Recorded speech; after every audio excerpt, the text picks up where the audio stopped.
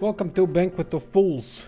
This is the second stream in which I will not suck as much as I did in the first one, because I finally understand the game much better, at a much better level now. Now there's a quest I need to do here, and the quest involves some soldiers that have been hurt by ghosts, touched by ghosts. Now you can think about it as much as you want, what that could mean. Was it a dirty touch? Who knows?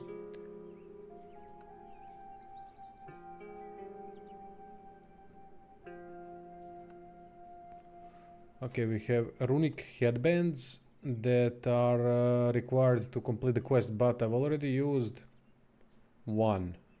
But I don't know if these are consumables or not. Shouldn't be, but I can't find the third one. Where the hell is the...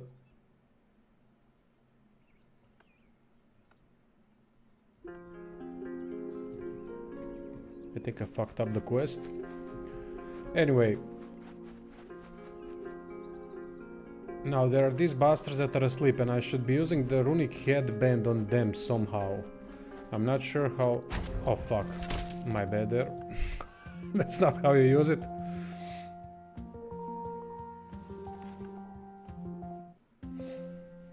That's definitely not how you use it.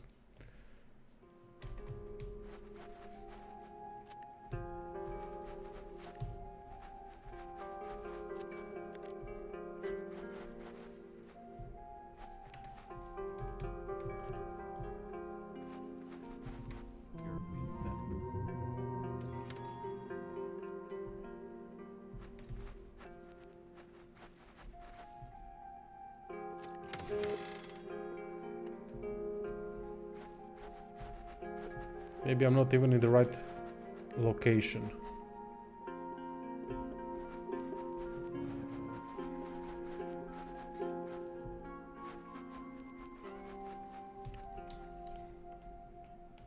How do you apply items to others?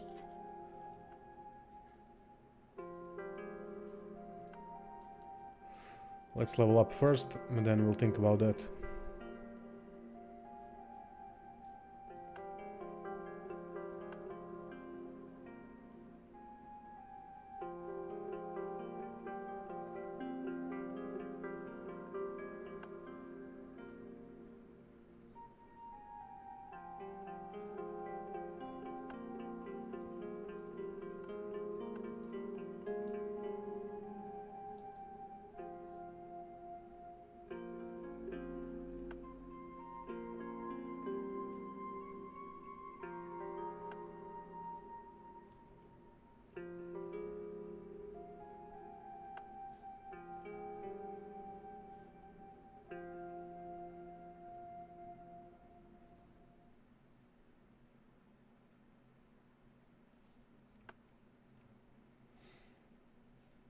Bow. Bow uses sensory to land hits, strength to inflict damage, and agility for attack speed. Okay, I have low agility, so that's not good for bows, but still. You can't really get all the stats that you need, so you gotta pick our poison. Flute, elixir, so which one have we used? I haven't seen the purple. Oh, wait, okay, now, okay, I've used forest, flute, and elixirs. So yeah, we'll level those three up. Not much thinking needed here.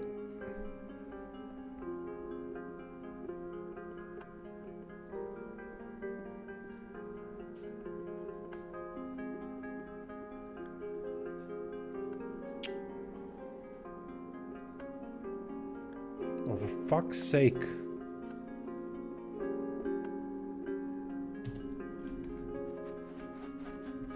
So anyway, back to the quest. I'll talk to the quest giver once more. The quest... I did not trigger the... I did not activate the auto duck. That's why my voice was probably drowned by music.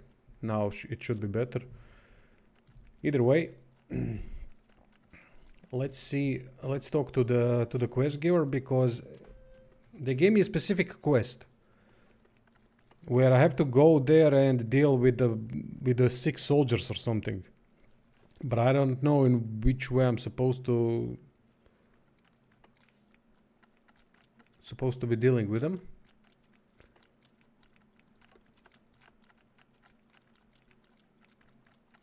But they're now all asleep, so I can't even talk to them, I guess. Well, that's an interesting thing to see. If the quest givers sleep as well, or only the NPCs that are not relevant to quests. No, it seems like everyone sleeps. Alright. So we'll skip that. Now, I did cover this area, except for this. There's a quest that I need to cover here. But I'm not gonna go there just yet. Instead, we're gonna go to this side. Second. Anyway, my setup is... I've restarted the game, by the way. My setup is now a guy with pagan spells at the forefront, with also a large shield and greatsword. So, quite a bit of a setup. Then we have a rogue with sling, with lockpicking, sneaking and all that. Then we have an archer that is also proficient in bartering and intercessions. That's what I need to work on. And we have a minstrel. Minstrel slash... what is it? Hey Madon, how did I get the map? Oh, this is a basic map. The one you start with. You get the map at the beginning of the game. Hey Ziffer. A bit tired. My dogs are cunts. They don't allow me to sleep.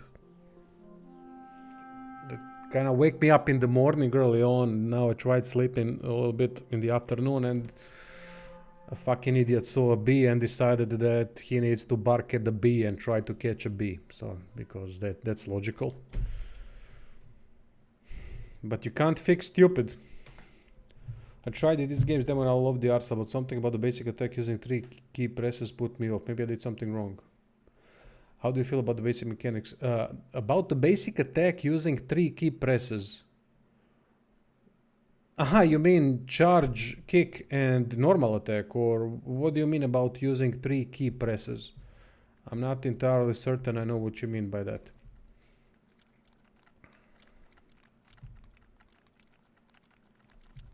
There's a statue of a goddess that I haven't used. For example, I couldn't attack directly without first pausing, clicking attack, then unpausing. Oh, but yeah, there's the tactical element of it. Now there's the statue. I don't mind that at all. It's kind of like real-time with pause games.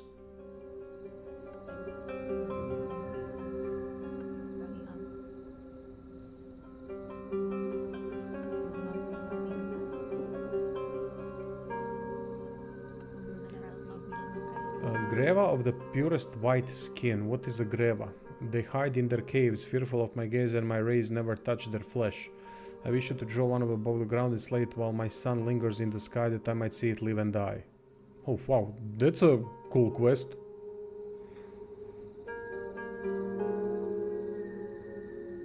A greva you will see and you will know our worth. Okay. Watch from the sky, then Godzilla, and you will not be disappointed. Okay, note.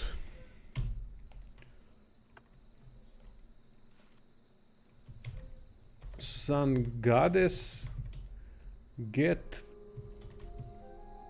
greva above ground somehow so I can kill it in the sun.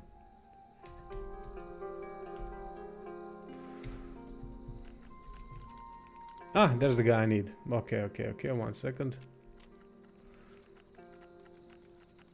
Yeah, I like that mechanic, mate, as you said, because in the meantime, while we cannot attack, we can move around, and the game is very hands-on in a way that the positioning matters, maneuvering around matters, then you have dodge, you have block, so you can do a lot of things in between the attacks. So I think that's a really good idea to build around, because you are never doing nothing.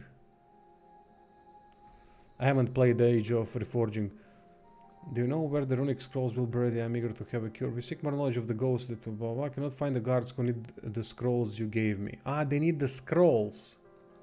You will find them lying abed in the barracks. Enter the Paura's tower and take the left stairwell. Ah, okay, okay. The scrolls. Hey, Peter. You recommend it. It's a really fun game. I've heard about that game, but I mean, I've heard about a lot of games, but I haven't played it. Same as the previous, prior game to this one from the same developer called Serpent in the Staglands. I was aware of that game, but never played it. So I'm supposed to have some scrolls. So let's see if I have some goddamn scrolls. I don't see any scrolls. A rolled scroll, linked in, press, unsealed. No, that's not it.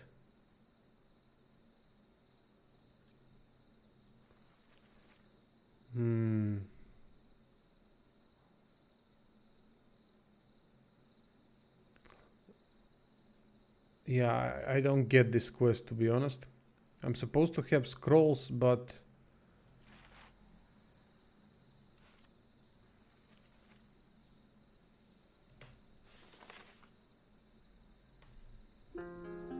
But I don't have them.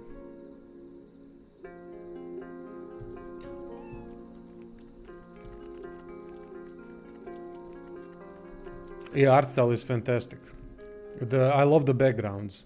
It reminds me of those pre-rendered backgrounds in the games of old that I really like. Okay, I don't know how to deal with that quest. I might have to do a guide for it if it's that confusing, or maybe just I'm confused about it.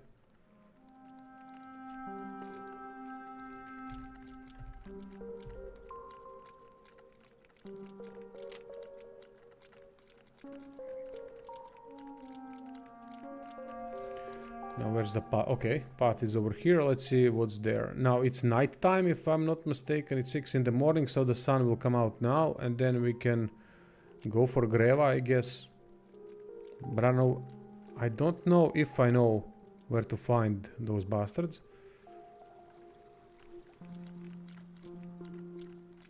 Aha. So we can find also... Oh, who's this?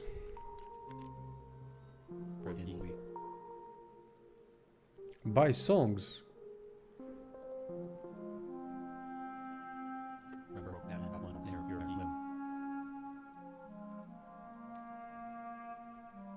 Yeah, this game is done by 2 people, husband and a wife. Really incredible. Really incredible. Which kind of makes me worried about the polishing of the game, bugs and so on. But we'll see. So far, it's working alright.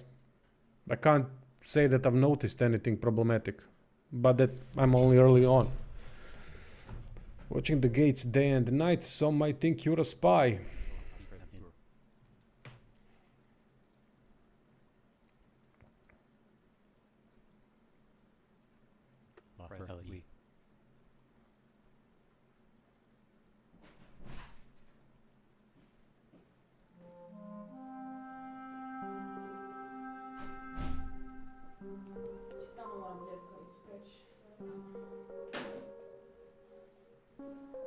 Šta moraš?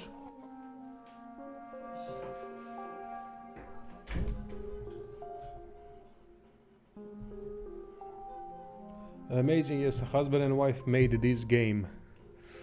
I'd be grateful if you sell me one of your empty books.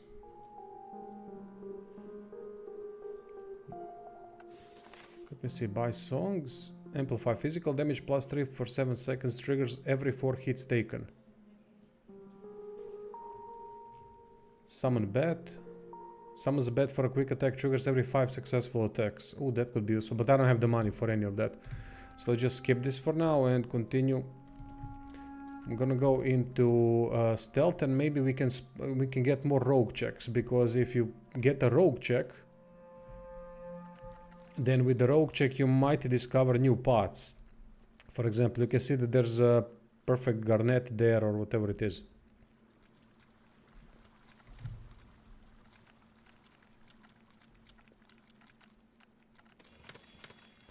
Oh, here we go. Party AI is quite good. By the way, if you don't know what these creatures are, this is a binded forest creature and this is a bee that I've summoned.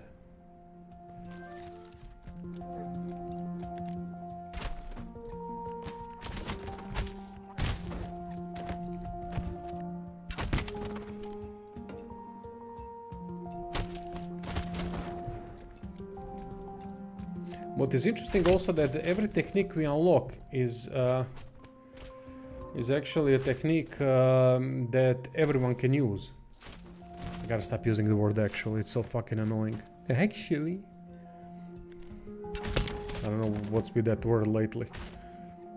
Everyone's been using it to an annoying extent, me included.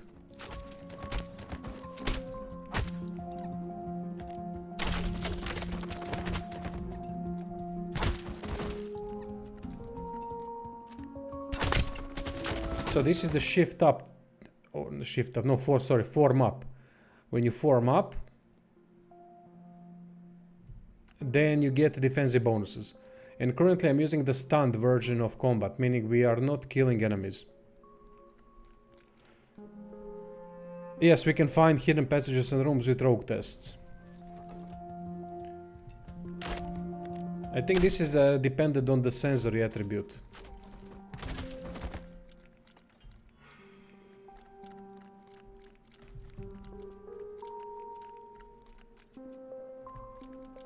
How do you level up? Well, simple. When you can level up, it's gonna be here. And you can click on it and then level up the skills that you've been using prior to the level up.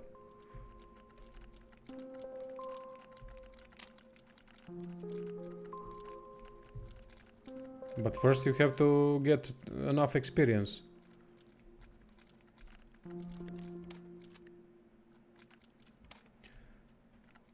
You can kill or stun stuff for experience. You get experience both ways.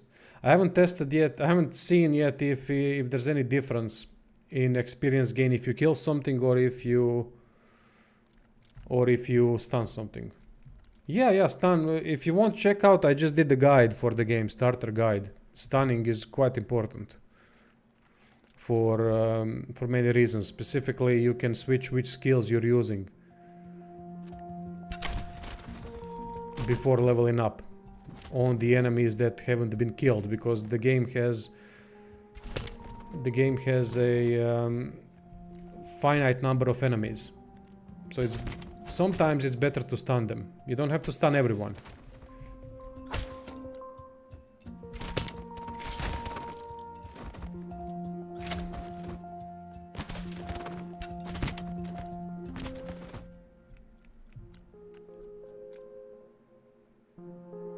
Thanks, man. It's just a starter guide. Usually I don't do starter guides for games because I don't see a point in them, but in this game I thought it was important because I was really confused. Now, people who have played the game in early access, I'm sure they know far more and that they are much more acquainted with the system, and that makes sense, of course. But for us that haven't played the game in the early access, this is a new type of a system. These are new types of systems. You have differently named attributes, and that can really be confusing, especially how the skill leveling works. Yes, you can grind the same encounter for experience, but you get less experience each time you stun the same enemy. So it's not really worth it for grinding. It's more the best use for it. I will show you now. Let me see, when I'm close to level up. Yeah, I'm not even close. But anyway, when you're close to leveling up, and if you want to level another skill that you haven't leveled at all, then it's great if you start using that skill before the level up. And then you can use that same skill. For example, in this case, I'm very bad with short swords, elixirs, unarmed, whatever.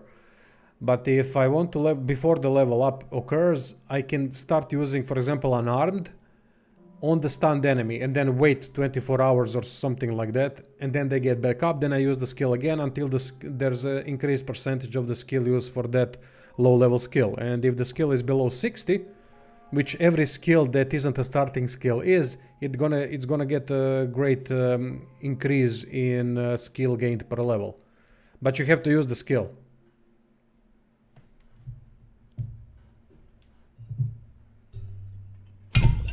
Oops, sorry. A finite amount of enemies. Yeah, a finite amount of enemies, but when we have the stun option, it works differently. It's another mechanic that is really, in my opinion, really good. But then again, it's really good in the early game. Everything is good in the early game. Let's see how it works later. But it's an option that the game gives you. If you don't want to be dealing with the enemies, you don't have to. Simply kill them. I would suggest killing the ones on the road and leaving the ones on the side. Because the ones on the road are going to be very annoying to deal with all the time when you're getting back to the garrisons, to base, and to whatever. In that case, it can be annoying constantly dealing with the same ones. But the ones on the side, yeah, I don't see why not. Now I'm gonna save the game. I'm gonna start recording a little bit because I don't want to miss out on things, since I'm gonna be doing quest guides as well. Oh, shit. Okay. Form up.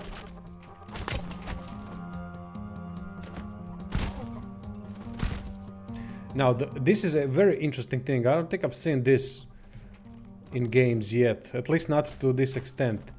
Basically, we are now in we were now in a huddle, and unfortunately now they broke the huddle because they went right in. Now let's see if I did get a debuff. No, I didn't. It seems like the game didn't recognize it as a break, which is good for me, I guess.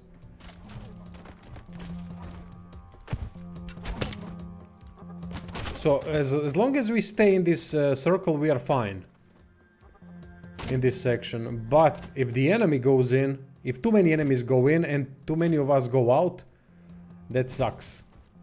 And that means that we're going to get a debuff when the thing is broken. Quite interesting. And that one is with us now because of the binding skill. The binding skill is used by one of the other bastards. I think the minstrel. So pacifist fun, pacifist run. Yeah, I guess I don't see why not. I mean, probably some enemies you will have to kill. But I don't think it's more down to the pacifism and killing. I think it's more down to if you want to retain enemies or not. It's more of a mechanical thing than a role-playing thing. But then again, why not? Maybe put it in your mind as a role-playing thing and it can be that. Why not?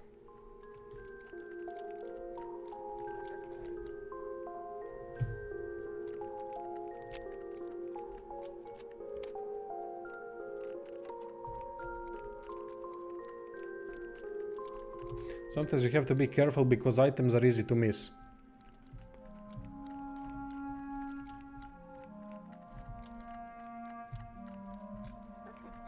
Let's see, we still have this section to clear. Now I am pretty damaged, so I'll rest and heal.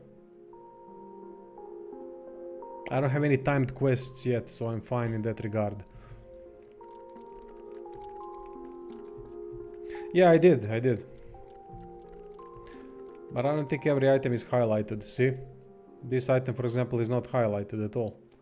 So I don't think that works. I think that it only works for the items that drop from enemies, so that you don't miss them. And that's about it.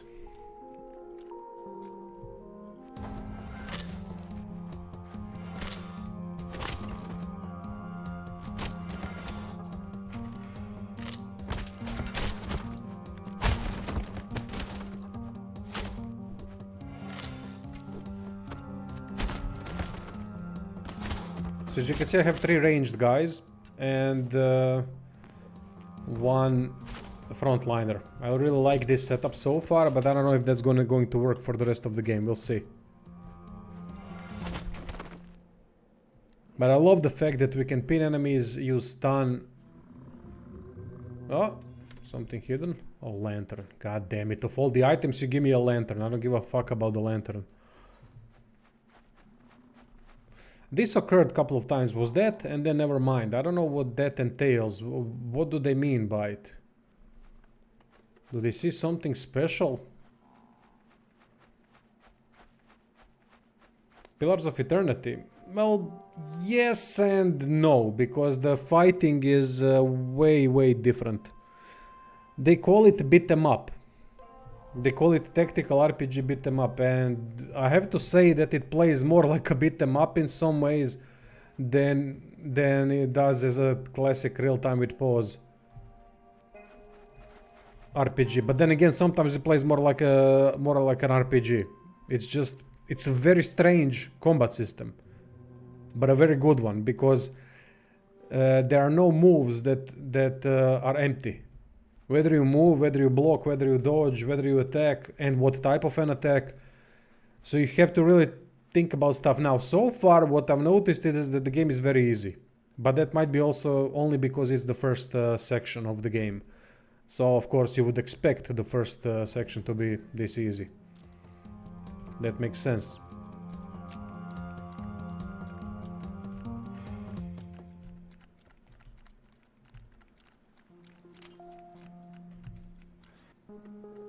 This annoys me though. I have seen a couple of times these sections where I just can't go through. I don't know why. Is this a bug or something? Because, I mean, this doesn't look like a untraversable thing. It's just a small,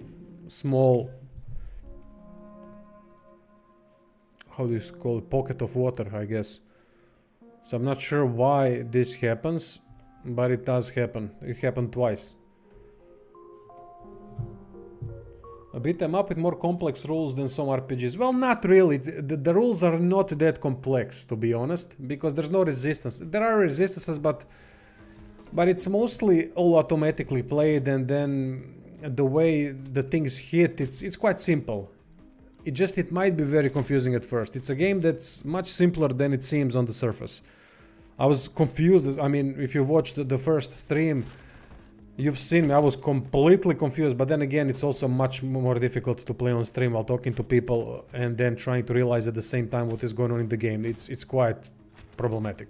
For me, especially, because I'm translating constantly in my head from Croatian to English what I'm trying to say. And that's why my English life sucks.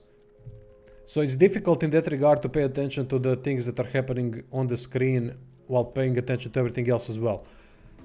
That's why I was struggling so much. But then when I started playing off the stream, it clicked like this. And it will click for you as well. For anyone that has played RPGs, it will click. But there are very few things that the game actually explains well. The detailed things. And that's the problem. That's where people are going to have most problem with. I still don't get it. Why the fuck can't I?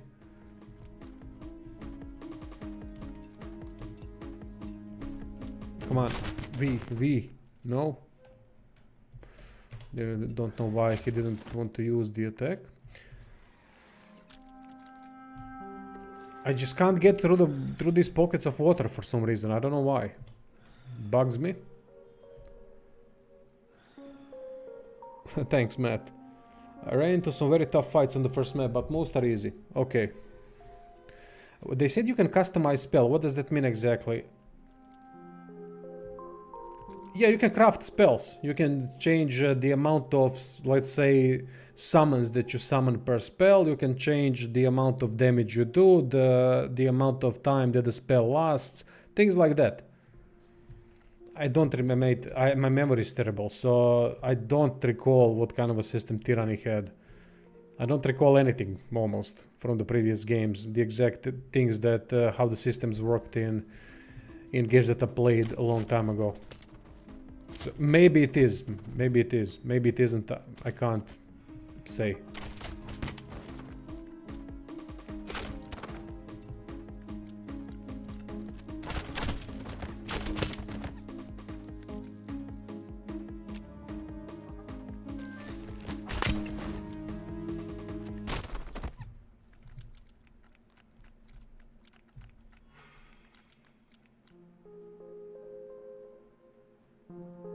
Yeah, maybe something like that, yeah. I think it is something like that.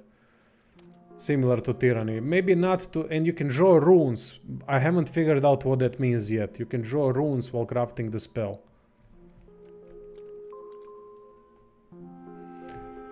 Sometimes I can talk well, but sometimes it depends on the day. Thing is, I do a lot of this like a retard when I'm trying to talk, and that's problematic because usually my brain works as soon as I see something I want to comment on it, but then until I process it, kind of go on a pause a little bit. It's worst when it's live, by far. I know how to write well, but talking is a different beast. Talking live, I mean. Okay, we have a quest over here that I can complete. So let's go over there. See, the problem is now I can heal up, go back to the barracks, and that's the problem with the stun system. If you want to play with fully stun, with enemies fully stunned, so that they constantly get back up. The problem is that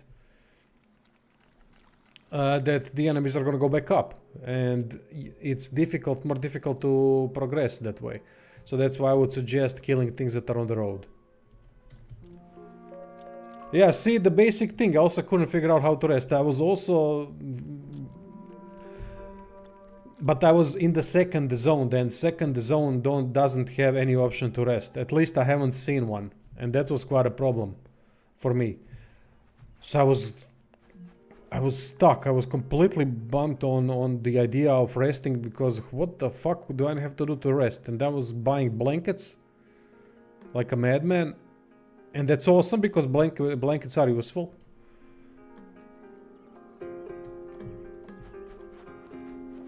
But still, you know, it's a basic rest. How difficult can it be? And not every region has it. That's the thing that confused me the most.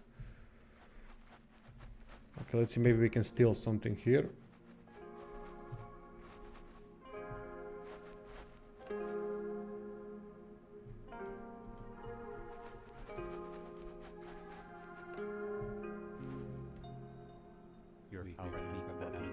Oh, okay, I know this fight.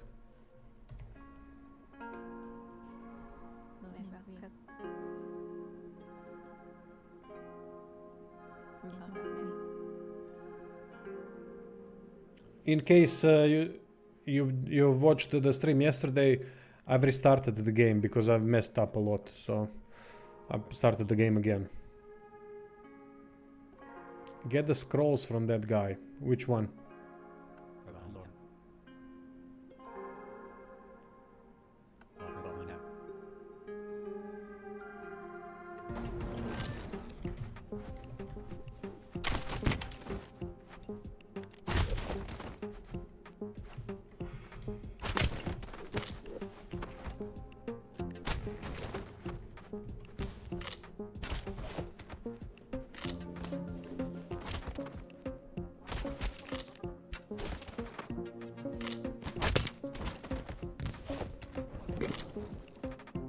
So I'm holding block constantly.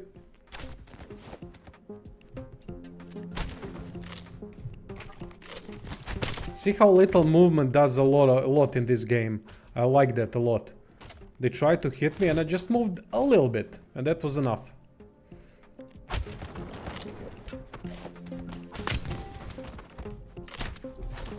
Oof, okay, stunned, stunned, stunned.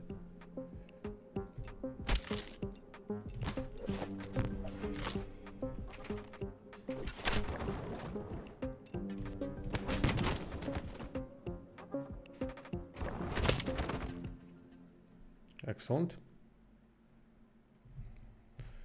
Sarin chip, incense, globe, flute, amethyst, bunch of items.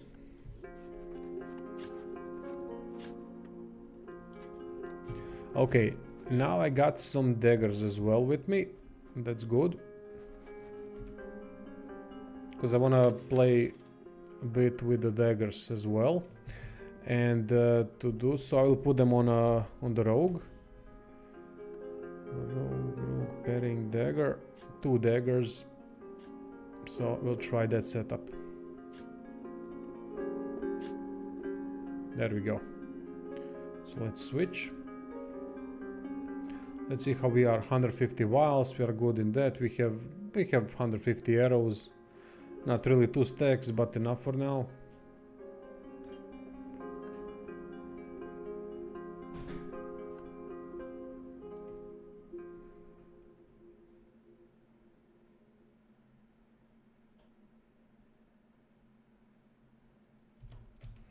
Okay. So these guys are now stunned. We have dealt with them.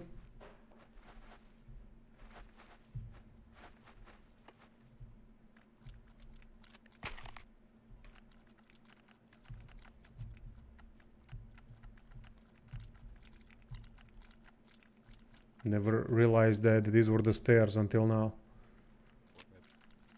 There's a lot of items that I'm really confused with the inventory. Inventory system could be a little bit better in a way that it could separate things a little slightly in a more obvious way. Let me just do something. Go to the inn. And from here on out, where were the doors? Doors were over here.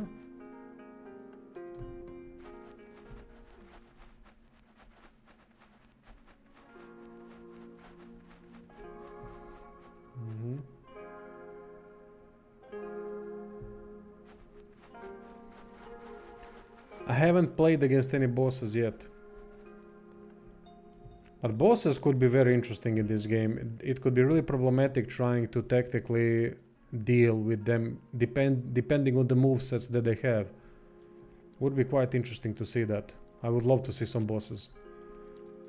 Alright, let's get back to the forfeit board. I think those were some of the criminals that we were hunting, but I'm not sure. I'm also recording this for guides in case I'm gonna do forfeit board target guide.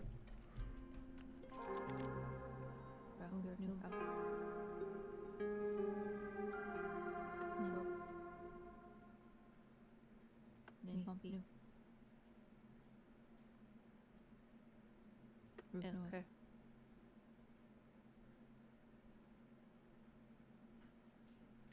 There are gravekeepers all over these hills. If we start hanging bandits, then they'll find us. With only the one chanter here, I don't think he could hold them all off.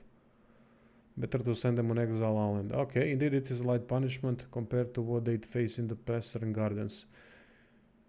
I love you. Okay, collect purse here, collect her, purse here, Madalena, Corin. When did I find them?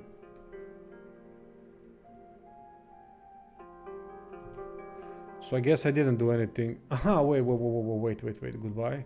I have to talk to the guard, Marshal. We have several felons to report.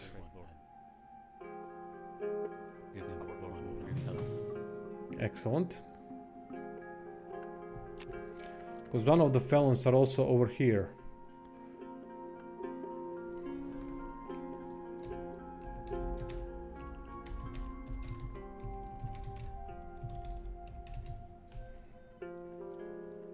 Though I don't know how to get there, to be honest. I defeated them by standing on the other side of the river and they couldn't get to me, so I was just shooting at them until they've died. That's it. Now let's see who are these going to be. Alvar, Arama, Edin. Okay, Alvar, Arama, Edin. We got those.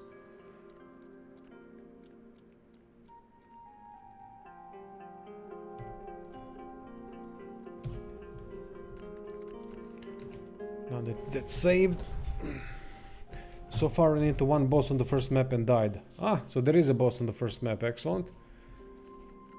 Now, what to do? I still don't know about those scrolls. Has anyone finished the scroll quest?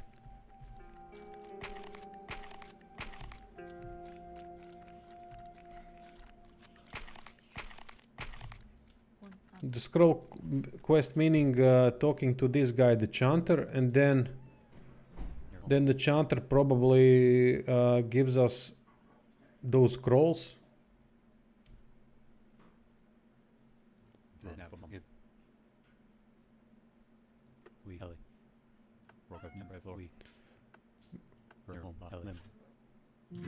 Received incense globes, okay.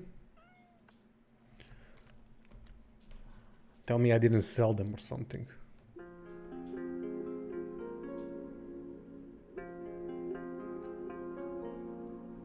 Maybe I sold them. Let's see. Do they have buyback option? That would be interesting. If they should have buyback option in case you sell an item that... No, they don't. Maybe I haven't sold it. I don't know. How the hell is it not in my inventory? That's the question. Because I have these runic head wraps, but I don't think that's the...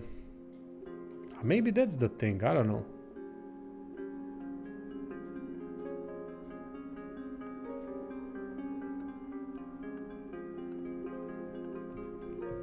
Maybe it's a bug.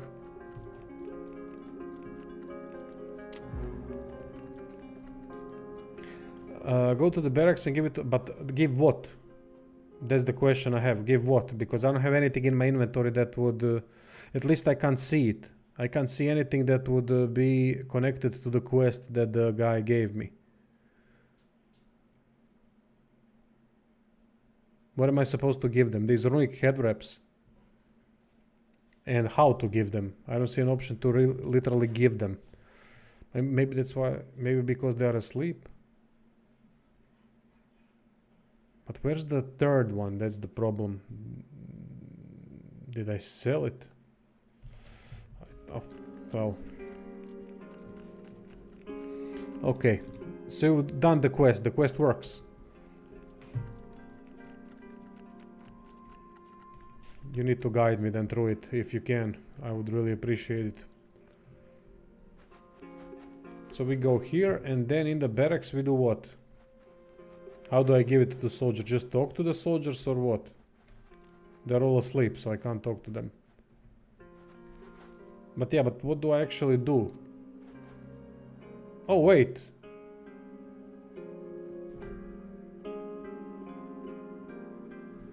See? That's the thing with this game. It's the simplest goddamn thing. And somehow I fucked it up in a way that I made it far too complicated.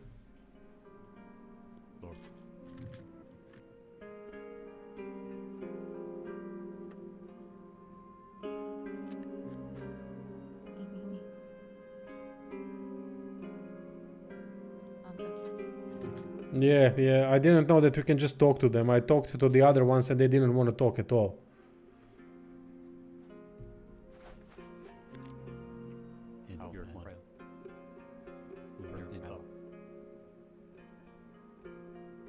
Yeah, I've misplaced him. Fucking hell.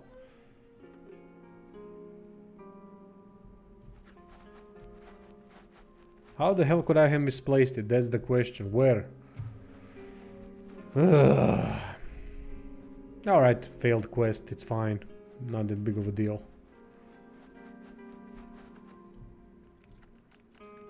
Let's go back to the quest giver and maybe he will forgive me.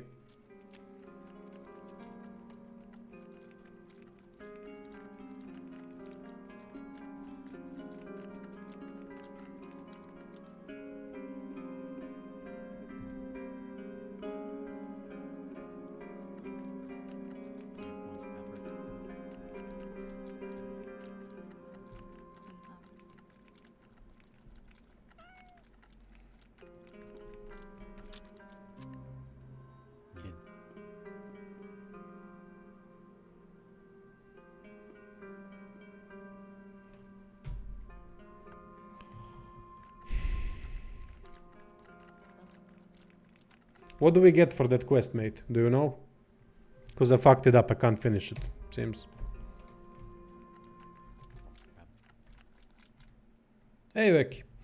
So far, yeah, really good. Strange a bit, but really good.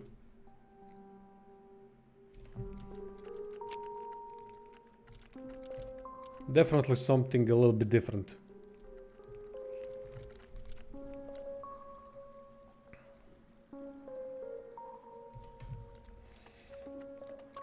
Next stop, we need to get to the grave thingy at the north, and again, someone dropped a key. Someone drops keys all over the goddamn map, because I found another one somewhere else. I don't know what to use them on, but we'll try them out.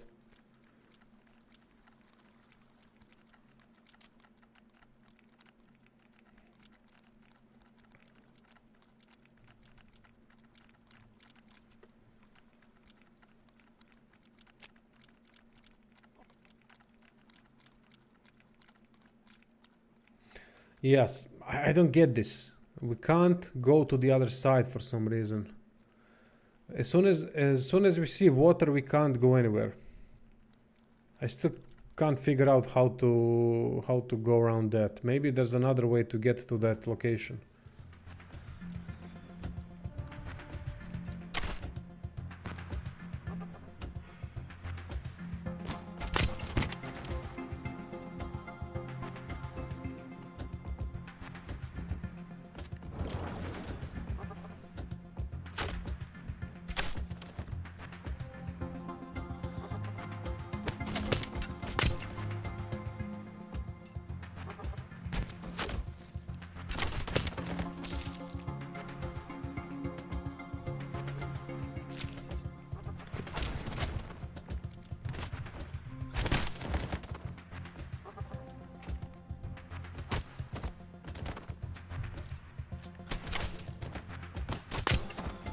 Alright, this was a well done fight. Aha, he gives us head wraps as a reward. Damn, that's a good reward. Too bad I lost it, but alright, I'll survive.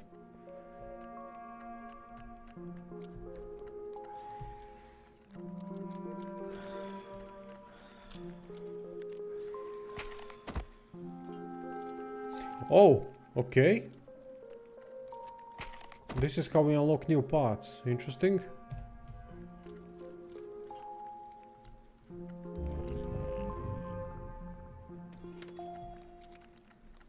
Birds are nesting here. What does that mean?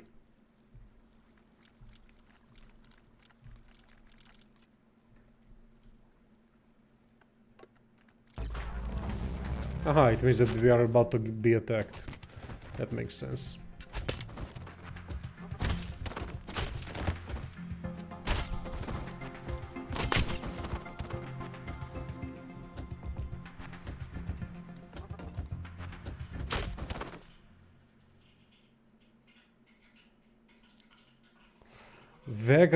Vagrant Story. That's an oldie but goodie. I loved that game as a kid.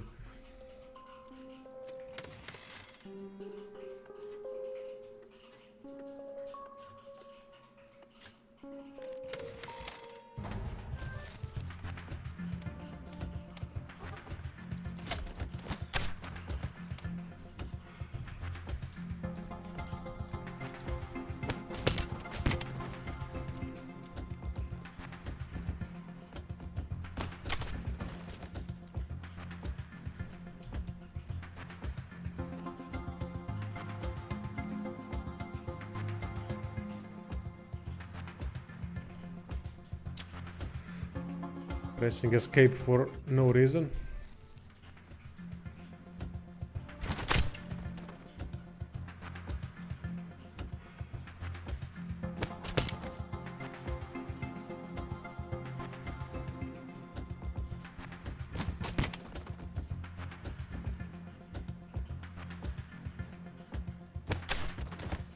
Nice, okay. We got some stuff. Let's give them the items, see what's up.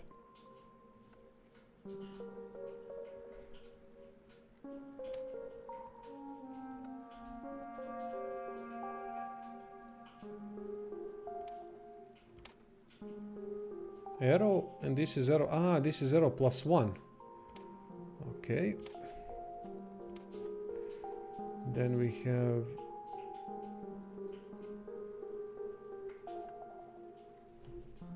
Well, that's it really. Vials, I know I picked up some vials. See, I really would love sort function, because this is atrocious going through all the items at once. They're all over the place.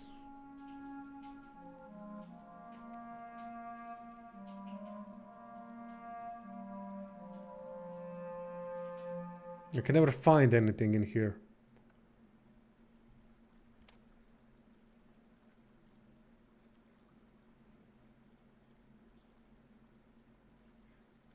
So what is the difference between paring dagger 132 plus 02? 132 plus 0 to 1 3 damage attack speed. We get with pairing dagger we get evasion bonus, so that's a good thing. That means that it's the best dagger currently. Okay.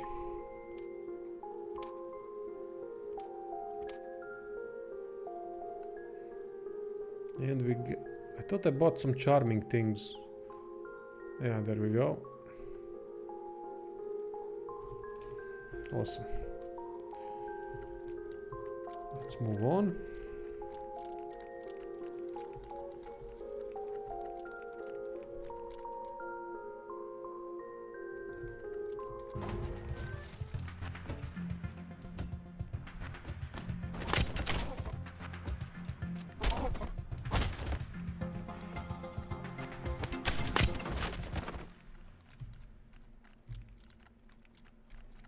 See, now I will switch to kill.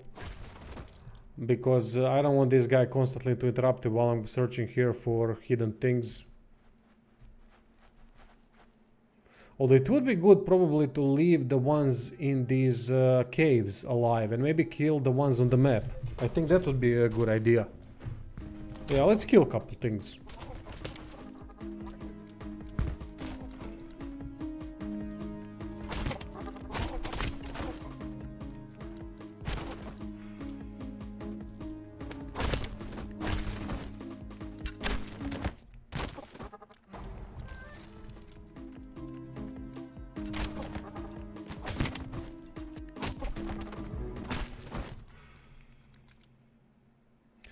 Again, stop switching fucking weapons. Tactics. Switch weapons at will, never.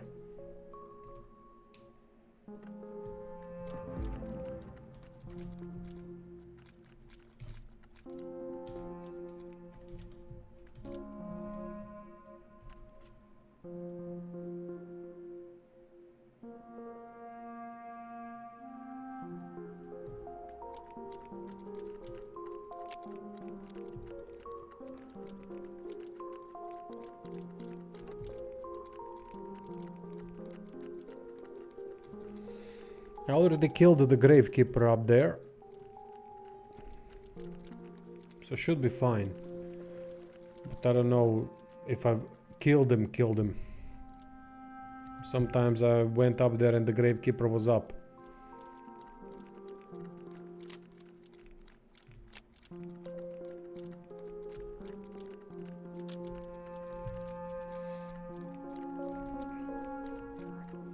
There's also a stamina system, though I haven't seen where stamina is displayed. I don't know if any of you have seen that. It would be really nice if you could point me out in the direction of where is it shown. Because I can't see stamina.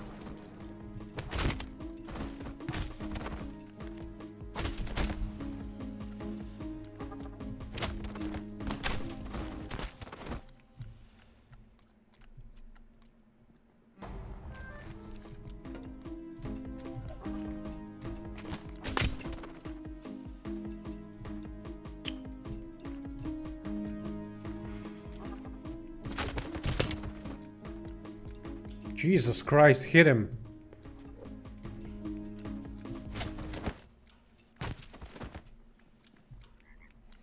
I don't get it.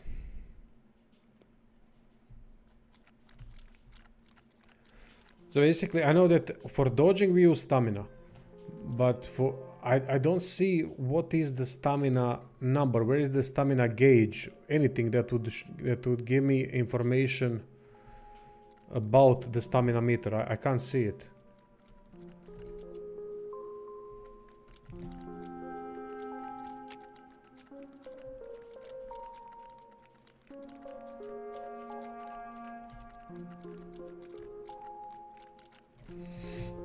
Alright, so we are now at the graves and we can check the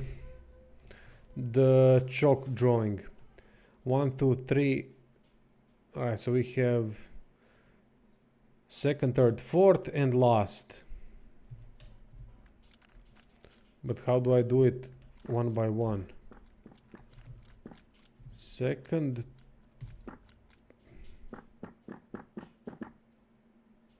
Yeah, how am I supposed to do this?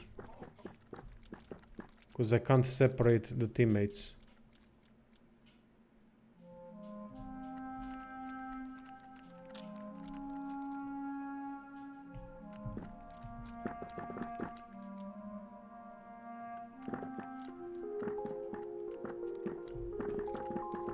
Maybe like this.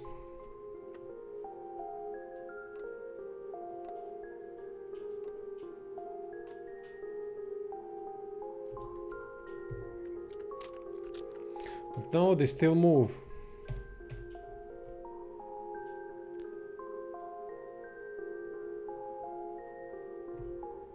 Left of the action meter. Ah, those are the stamina points. Thanks, man. Appreciate it.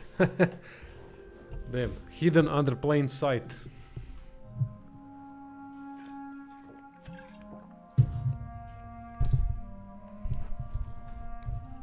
Ah, drop items on the tiles. That makes more sense. Thank you, man. Appreciate it. So let's see which items can we drop. Go here. Let's drop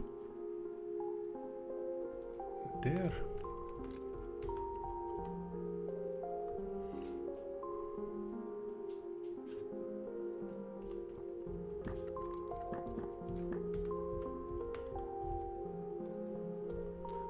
And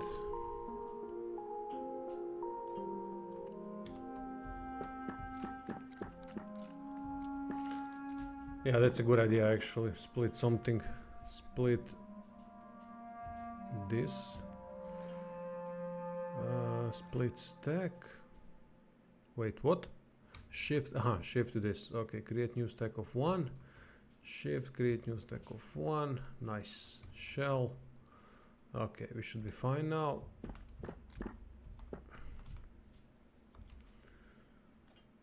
There we go.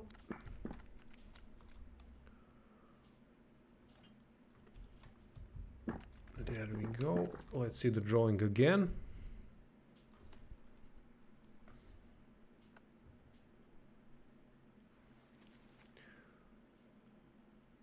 Okay.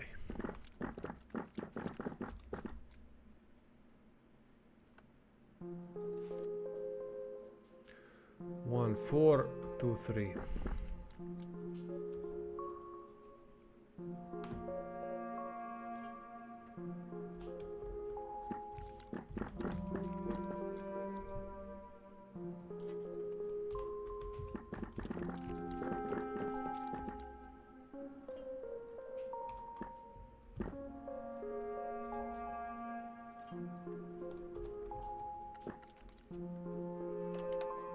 Thank you, mate. Appreciate it. Now if I pick it up, will it... Oh, okay. It's permanently opened. Excellent.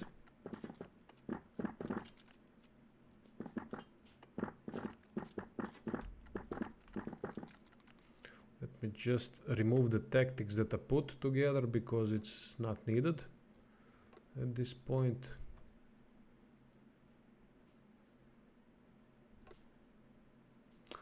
Oh, these are individuals. Ah, okay. Okay. My bad there. I thought that the tactic system works for everyone, but it doesn't.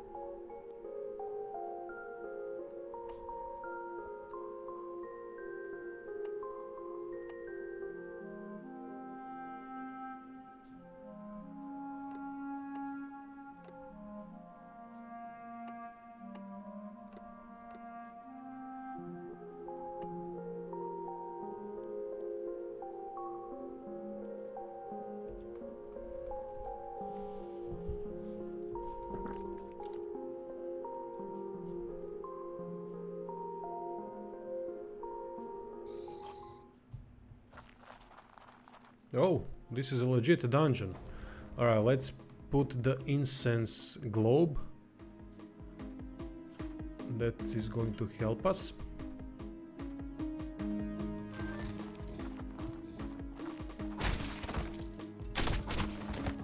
Yeah, in this section we are killing.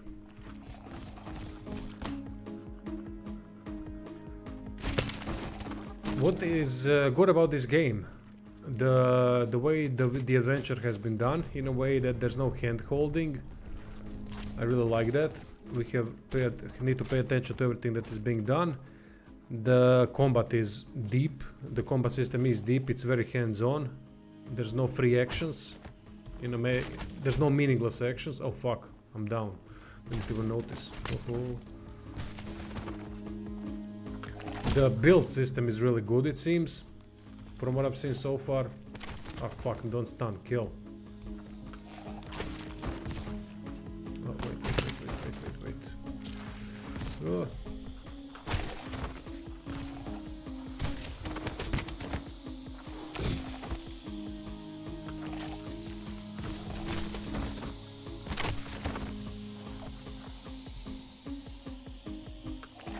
There's a decent economy from what I've seen so far, meaning we really have to work on it. Not grind, but we have to be careful about the supplies that we buy. The gameplay loop seems to be very well thought out in a way that we can stun enemies or... Oh, for fuck's sake. This is difficult. In a way that we can stun enemies or we can kill them, which is our choice. The enemies on the map are limited. Okay, fucking hell. I went into this unprepared. Good to know. This is the first problematic encounter. So far, those are the things that I can say. The party AI is quite good.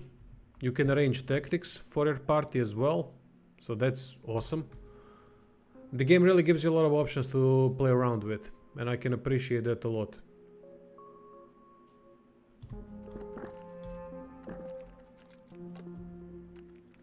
I still have to figure out the story and what's happening in that department, because other than the basic, well, you have to go there and see what's going on. There's a mystery to it a little bit, which is fine. I like that. But just the way the game plays, the combination of the systems in place. You can craft spells. You can. The crafting system also seems to be very good. But I haven't really delved deep into it yet. It's a proper RPG in a way. I don't know about that. As an RPG, are there any choices in the roll their activity to your choices? No clue yet. It's totally on. But this is not a classic RPG though. So we need to be aware of that. Alright, let's move here. And...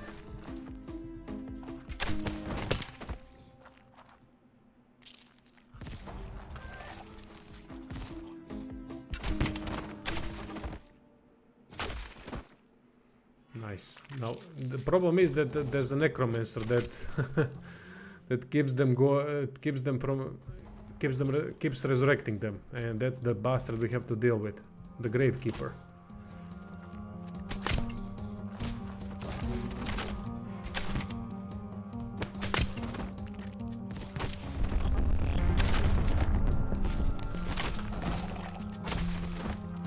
Now we must not let too many of them enter the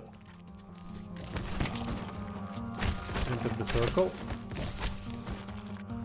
Come on, grave robber, grave robber.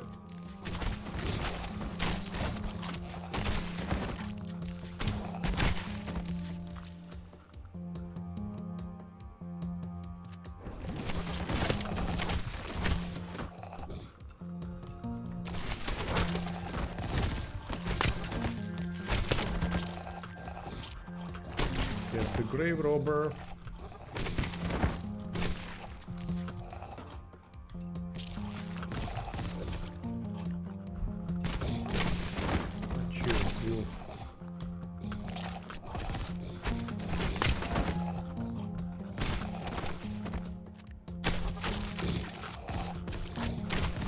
Gravekeeper is quite difficult.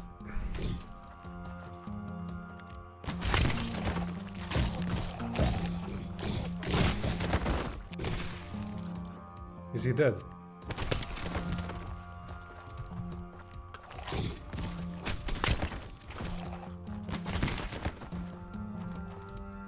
I think he is. Nice.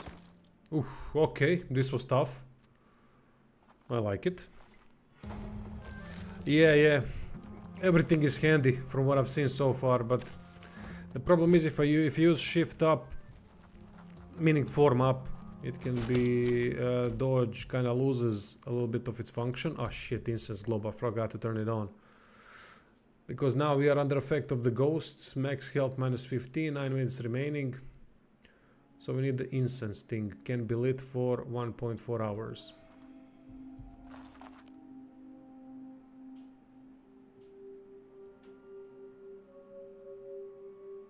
Is it automatically lit?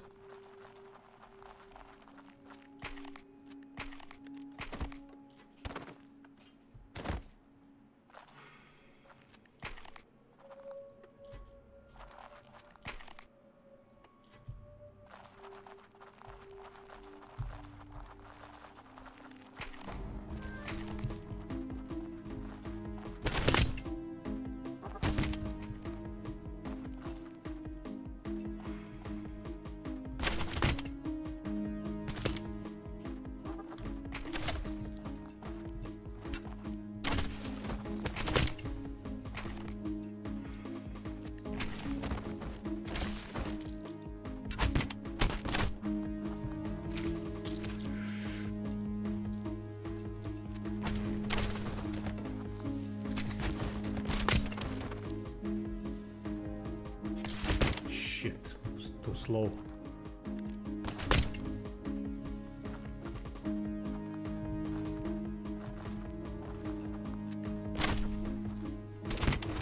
AoE would be really nice right about now.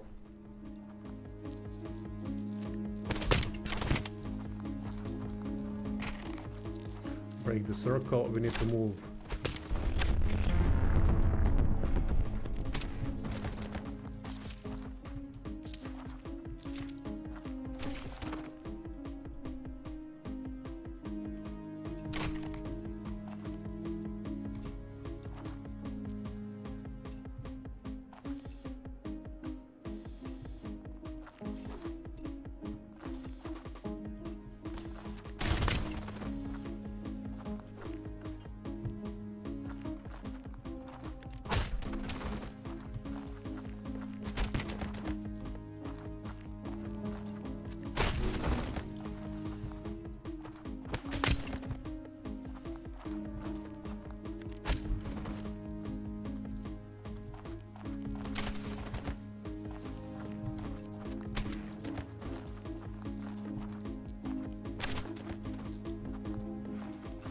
Seems like dodging is much better than the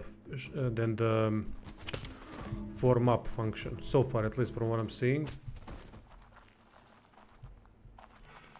Okay.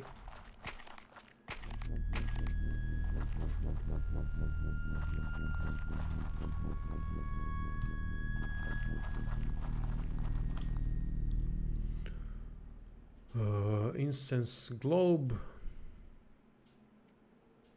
I guess this is automatically used. Can be lit for 40 minutes. Makes sense, right? Let's use this a little bit. Where's some healing items? Do I have some healing items? Spirit plus 1 bar against stamina, increased stamina recovery. Health plus 15. God damn, the sort function. The game desperately needs sort function.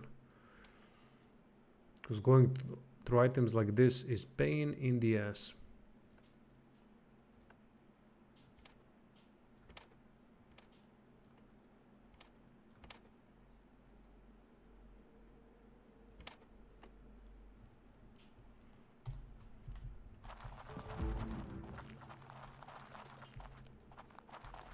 Thankfully, I'm going in with the intention to kill, so I can go back out and heal up a little bit. I should have enough blankets. No, do I have enough arrows? That's the question. Oh, okay, 100 arrows I think should be fine. And I can craft some more. But I need items for that. Let's see like this. Fletch arrow. I've never crafted fletch arrows. I don't know if those are the basic arrows or whatnot, but let's see. Fletch arrow is damage 2.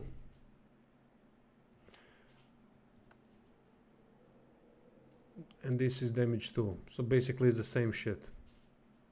It's just a handcrafted one. Alright.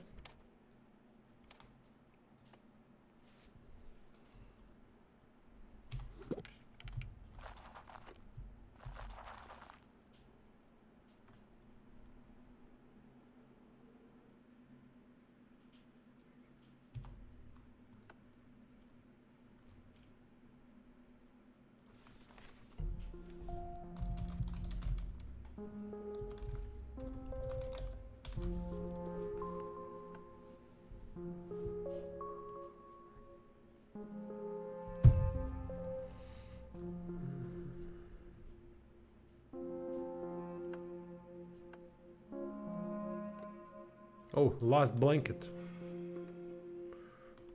How so? I thought I had more blankets than that.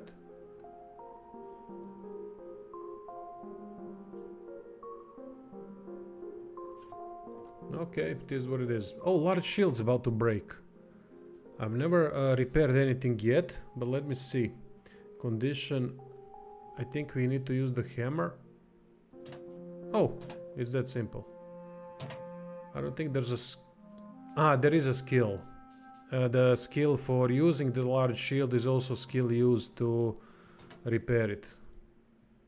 Okay, got it.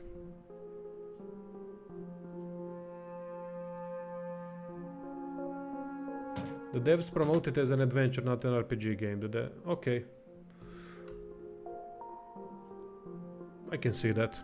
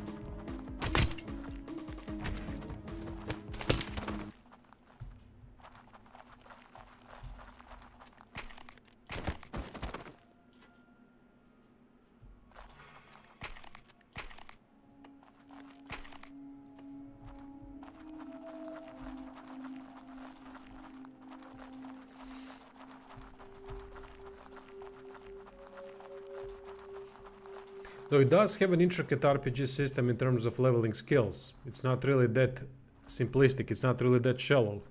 Which is a strange thing that they are promoting as an adventure, but because there's definitely RPG elements in this game. Maybe not world building elements that we usually have in classic RPGs, but in terms of the playstyle, the tactical use of things, and the character progression system, I think that there's plenty of RPG in this game.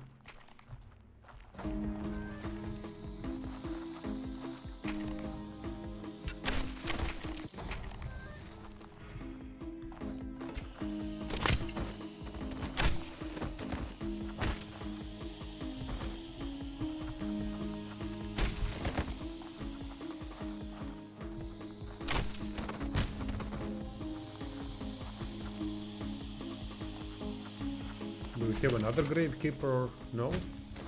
These bastards are not raising back up.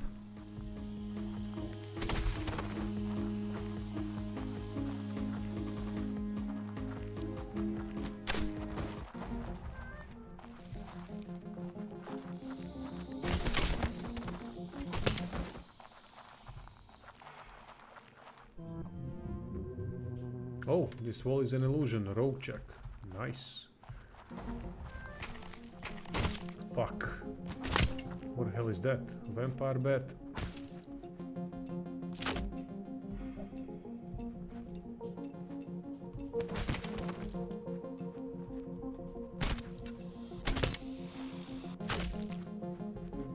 Can't hit the bastard.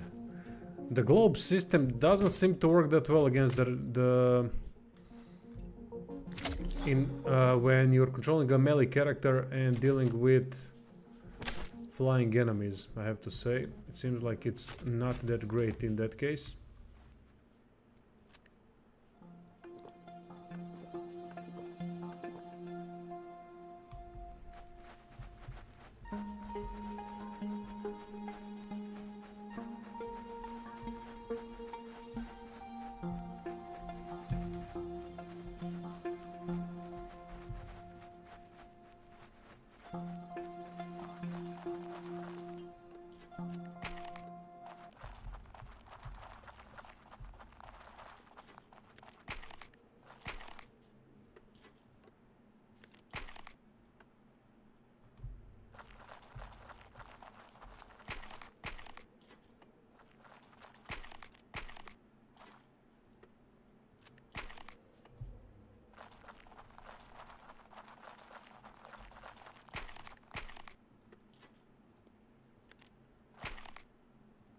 White glass earrings.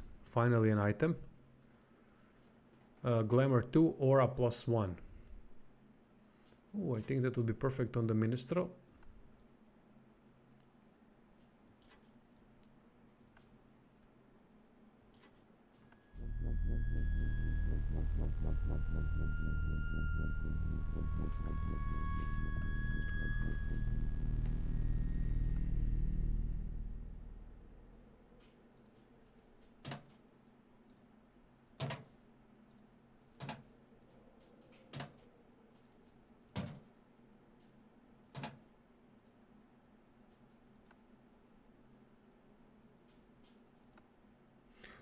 Close to leveling up.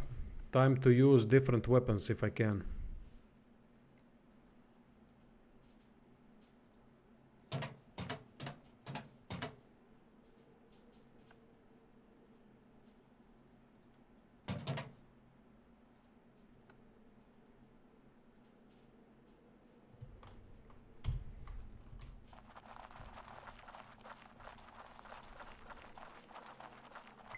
I don't get this this additional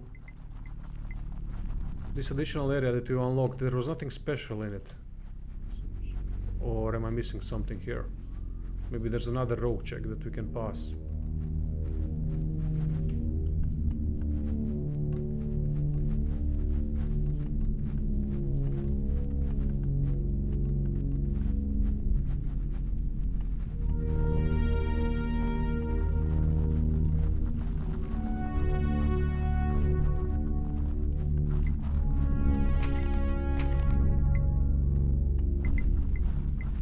This is the first time that I'm dealing with a situation where I'm getting my weapons degraded to the point where I don't have many options anymore, and I'm getting to the point where I don't have healing items, and I'm getting to the point where I have ran out of blankets.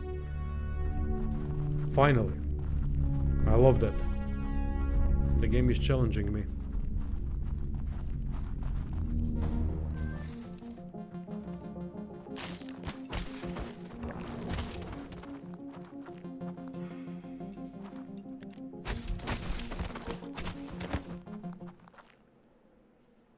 Oh, okay.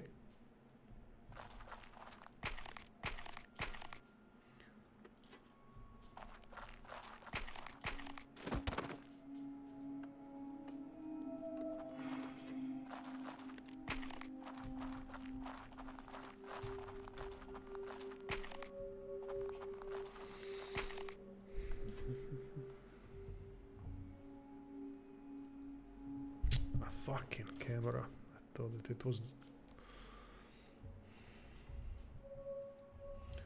I just now saw that half of my head is missing. Lakovian wheel. Looks like a tumbler lock. I don't know what that means.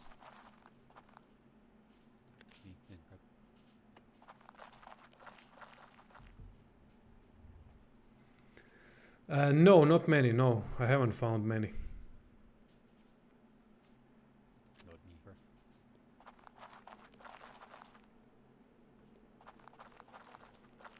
I don't get what we have to do here. Talking about locks, but can't interact with it.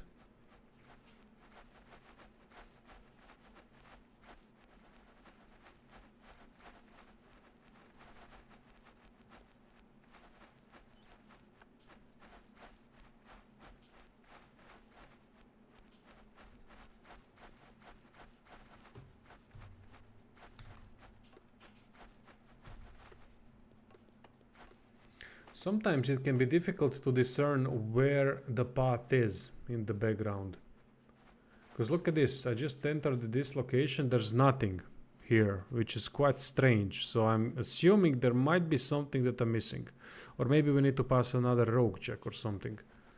That would also make sense.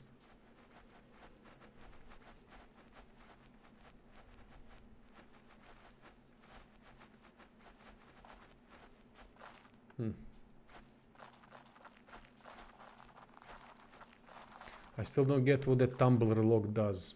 Maybe, I think we need to go through 2 doors. There's doors on each side. But before we can do that, I have to go back to the town and heal up. Because I'm out of everything. I don't have much money. Thumbnail looks like no rest for the wicked. There is some resemblance. Definitely. Because with the art style there is some resemblance.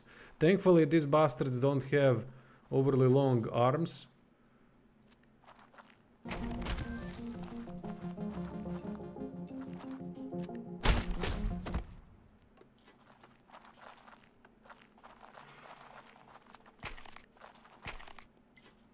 don't know if ancient emerald coin is a coin that some kind of has a special function.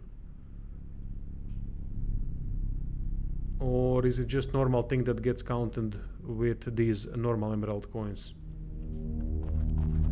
Oh, there are 3 doors that we can enter. Okay. So I'm gonna have to really resupply properly. Before we do that, I'll just go on a quick break, 10 minutes. Need some air.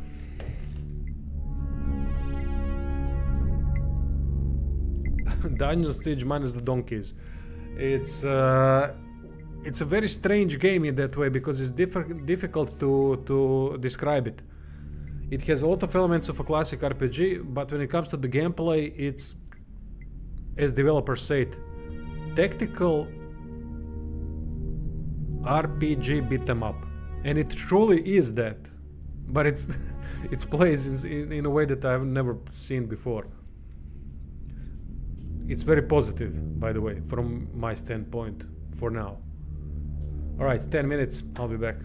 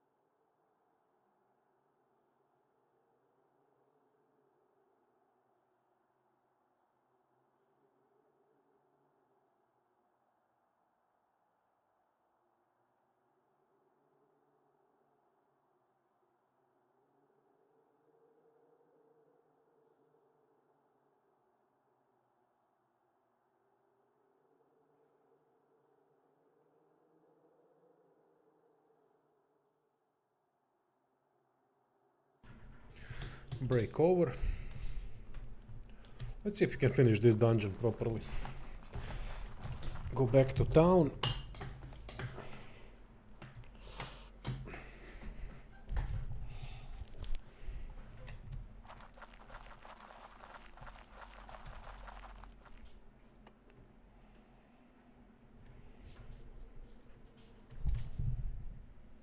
Though I love this dungeon so far, it's quite difficult.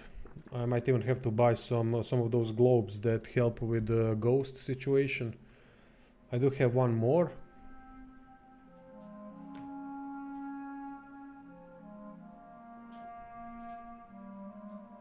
Two more. Three. Okay, I think I'm sorted.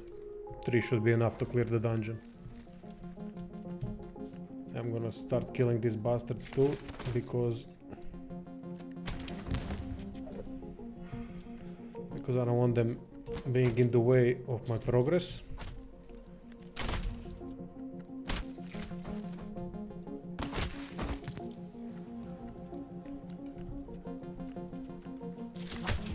Fucking hell. All right.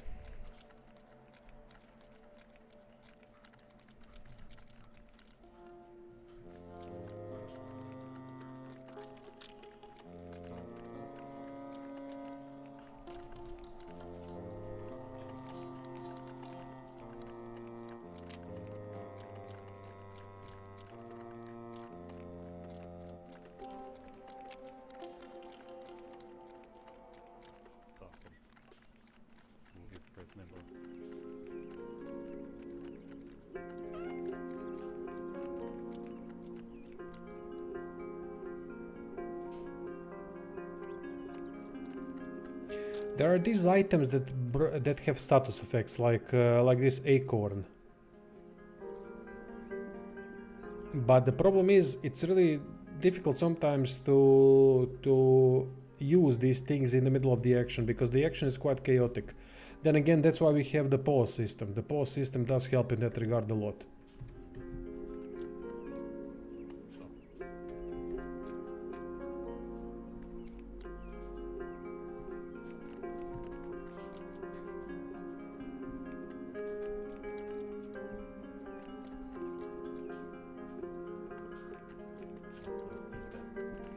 There's not many things to sell. I don't know what are we supposed to sell in this game. I think that these chips. The only thing that so far that I've been selling are these chips. I haven't found use for them, so I'm guessing these are some kind of a trinkets, items that are there to be sold.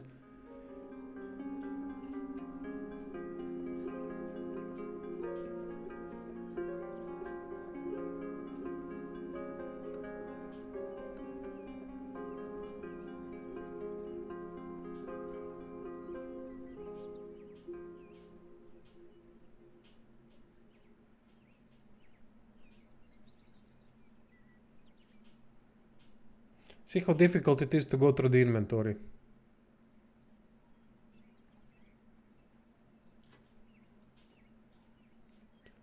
Trying to search for that one item that you might need. It's quite annoying, to be honest.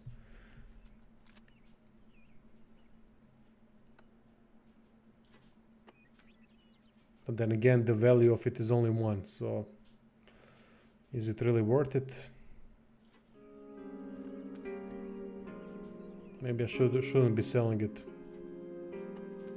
Yeah, let's leave it be. It's only one emerald coin. Oh, wait. I do have these ancient emerald coins. Maybe they have more value. We can at least exchange them for normal coins. Maybe that's the goal for the ancient ones. Would make sense. Because in this game, there doesn't seem that there are many trinkets that are useless. So, by selling them... Oh yeah, hammers. I need hammers. Or maybe go to someone that can repair. So I'm guessing that these few items that we find that can be sold should be sold without questioning the decision that much. I think, at least. Ah, there are the hammers.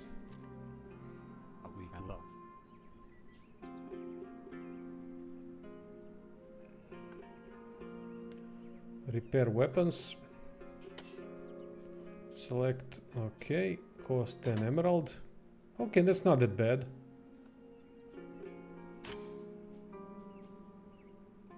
Cost 10 emerald, yeah, okay, that's fine.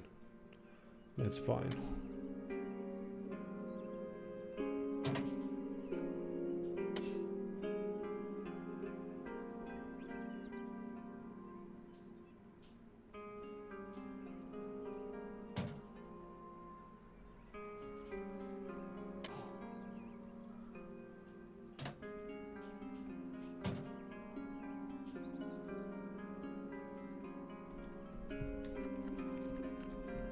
Maybe buy a couple of hammers just for the road.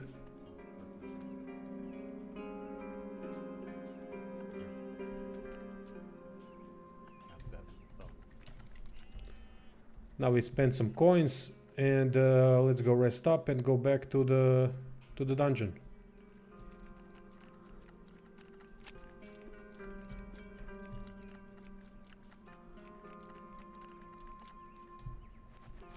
There's also, now that I'm playing more, I see that the reward system is basically being successful at the fight. If you're successful enough at the fight, the progression is going to be easier. I love that when the game can utilize the progression difficulty. If they can do that, then every progression is significant.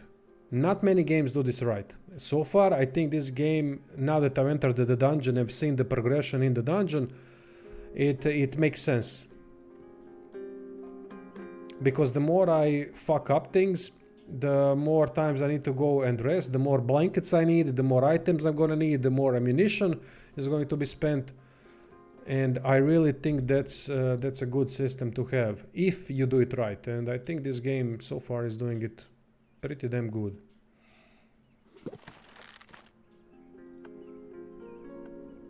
Yeah, I mean, let's just craft all the arrows, why the hell not?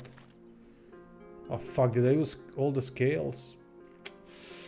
I don't think I should have used all the... No, nails. I've used nails, not scales. That's good. Okay. Fine, fine. Not a problem.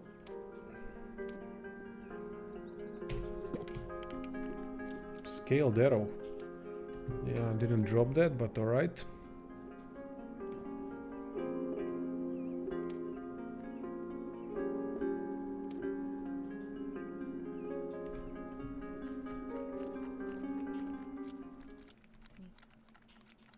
Good job in what, mate? Haven't done anything. Let's try to progress. That's gonna be a good job then. So far I'm fucking up a lot. But because it's not easy to be really good at this game so far at the beginning. Now I should be getting close to the level up. So let's see. The short sword does have 3% of skill use and 1%. So I'm going to stick with this character mostly. I wanna see them improve in dual wielding. So dual wielding, which is an interesting thing, uses short. If you're using short sword as a dual wield, then you are using the short sword and multi-hand. So you're using two skills at once, which is quite a heavy investment when leveling up. So it might not be that much worth it, but we'll see. I don't know still in detail how beneficial that would be in the long term. But here we are, back again. We have 3 doors that we need to visit. And I think this is the map of the dungeon. So we have entered, I think, over here. And then we can go over there, over there, over there. There are 3 doors, and then these are the locked ones that I can't access yet. So I think that that's the idea that they are trying to go with. So let's save the game and do our best job progressing.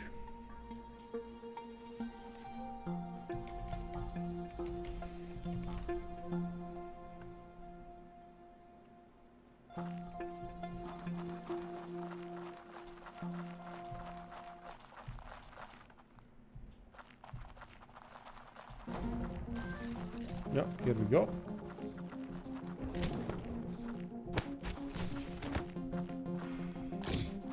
Oh, Gravekeeper. Damn, these bastards are difficult. Oof, managed to avoid the hit. Yeah, keep running away, keep running away. Haha, nice.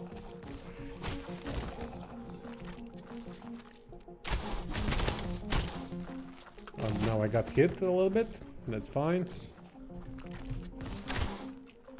Come on, hit him. Damn. He's really countering me heavily.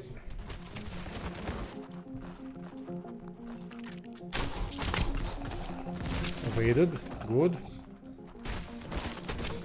Shit.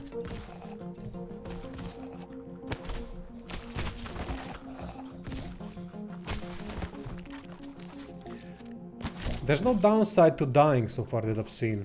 Not dying, but getting hurt. Being dropped.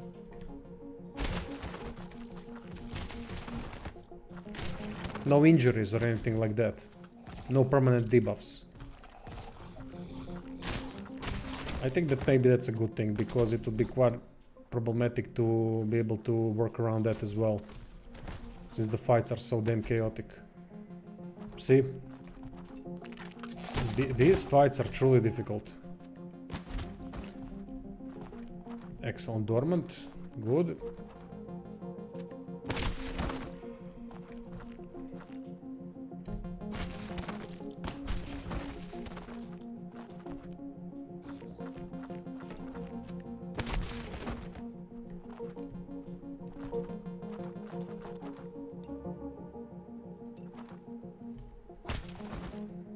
Party-based action RPG.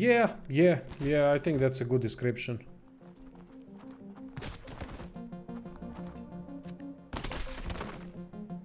I don't get why this guy is only dormant.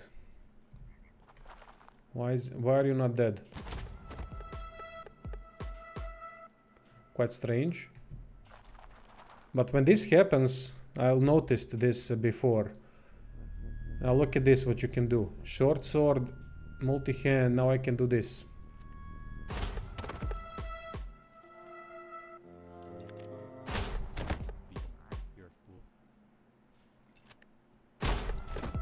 Farm a little bit of the skill usage. This already happened once. I'm not sure why this bastard is dormant and not dead. I don't know what kind of a mechanic that is. But I can use it to level up the skill, so it's fine. But they will get back up though, which is not fine.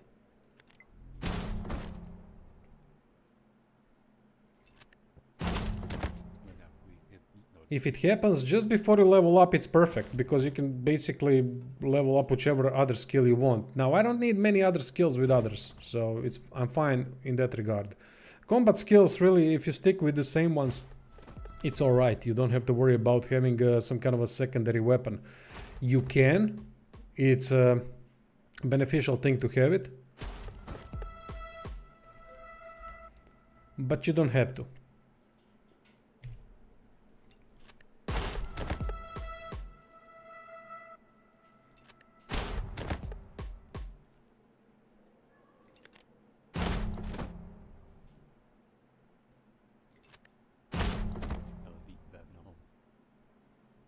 Maybe they can be only killed through some special spell or something. I don't know. Oh yeah, I haven't. Shit, I forgot to utilize Incense Globe. And I'm not gonna use it now. Instead, let's rest up a bit.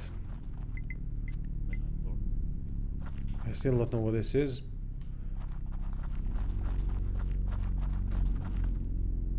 Don't need to rest that much. Let's go with 60%.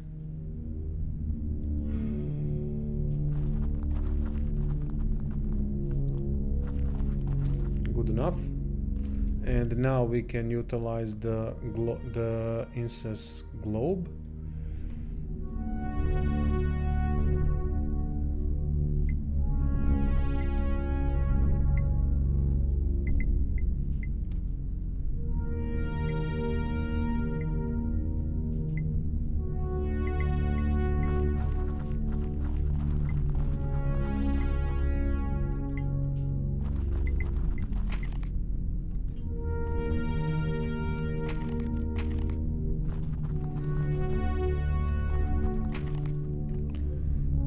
bronze ring. That bronze ring should only bring 1 glamour. Yeah, only 1 glamour, not really something I can use. Only I can use... Oh, wait, I can use it with this guy. He's got bartering at a high... Okay, yeah, nice. So glamour decreases price of items. It's kind of the charisma stat of sorts.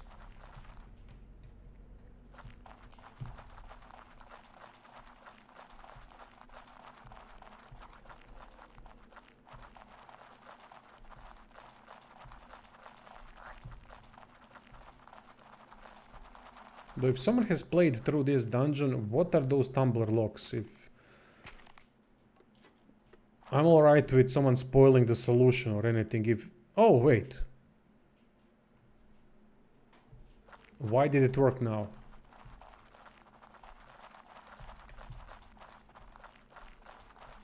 Okay. I tried using it before and it did nothing.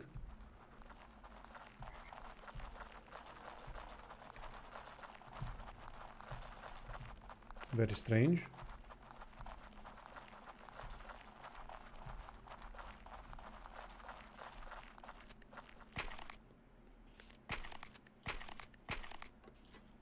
These ancient emerald coins are a lifesaver when it comes to the economy so far.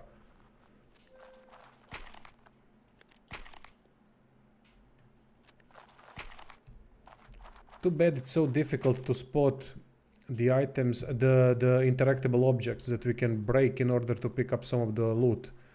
It's very difficult at times. Now I have this turned on, show items, but it doesn't really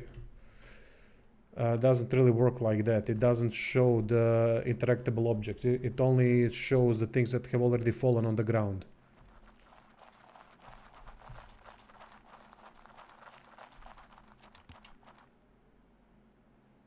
Okay. Did we unlock something else now?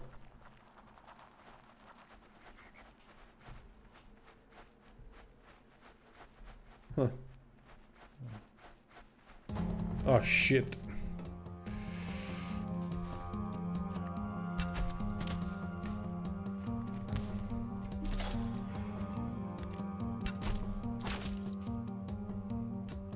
God damn it.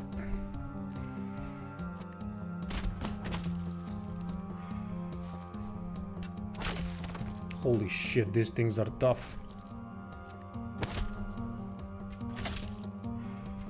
I'm getting my ass spanked. Okay, maybe I shouldn't be fighting them right now.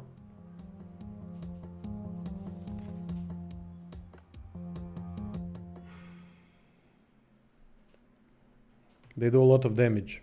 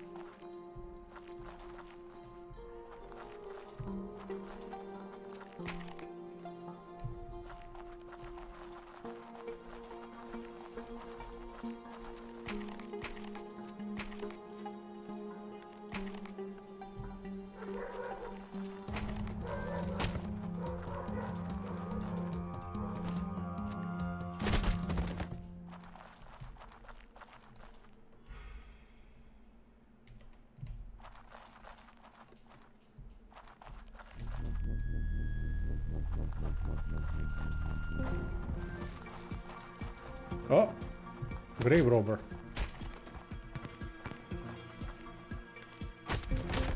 Nice. Okay, get him, get him.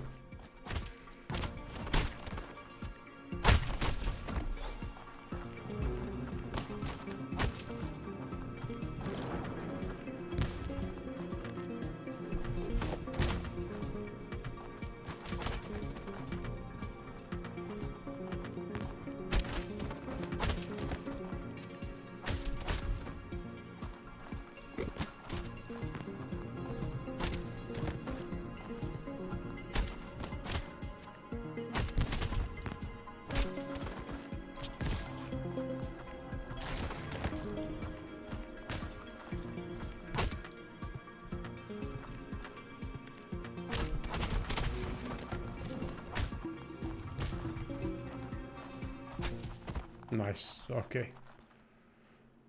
Level up, there we go. It's good to have a variety of enemies. Really helps. Let's see, who's got the level up? Not you.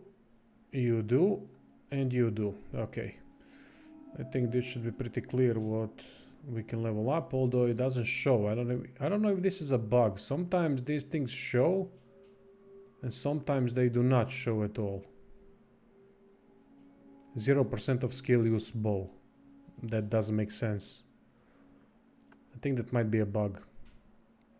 Either way, we are going to go with bartering, intercessions, bow.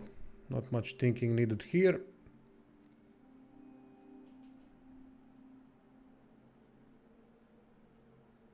I think maximum health would be a really good choice for most of the bastards. How the hell is flute 0 skill? Doesn't make much sense that. I know I've used it.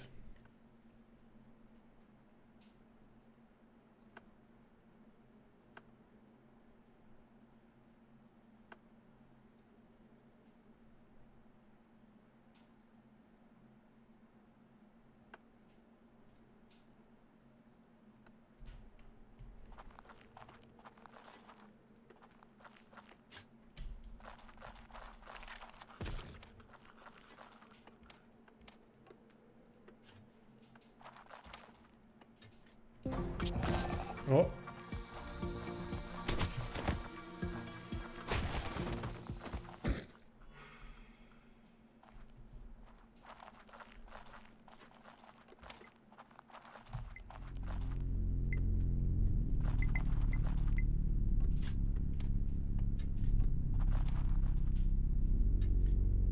How is bag full? Don't give me that shit. It's not full.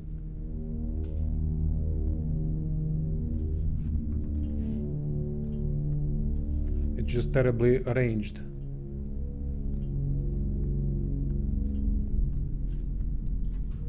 Hey, I'm hating the inventory more and more.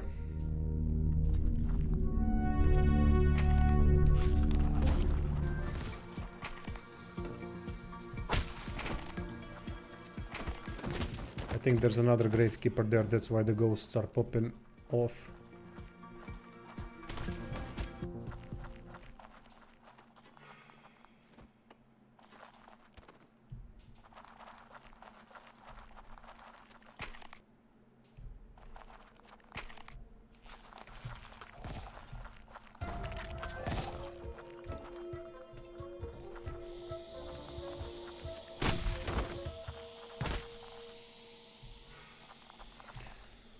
Oh boy, okay, let's go.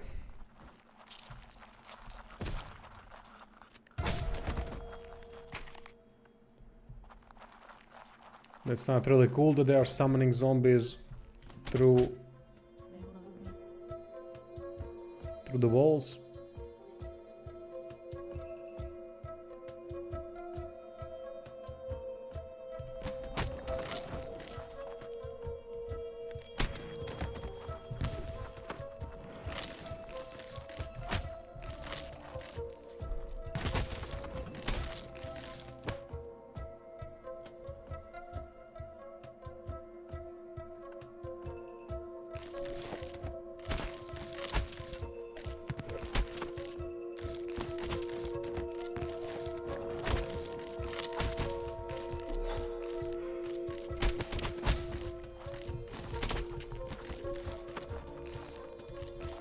Damn, this is a tough location. I'm getting spanked left and right.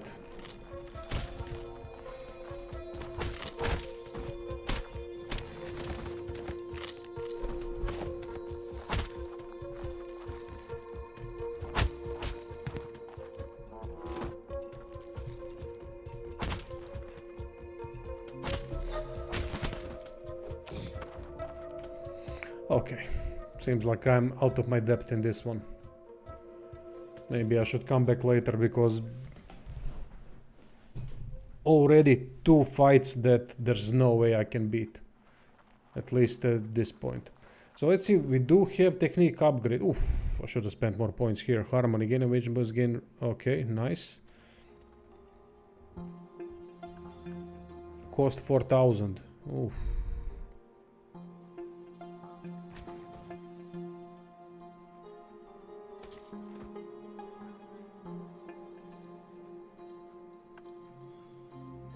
You know what? Let's go with the revival. Seems like I will need those.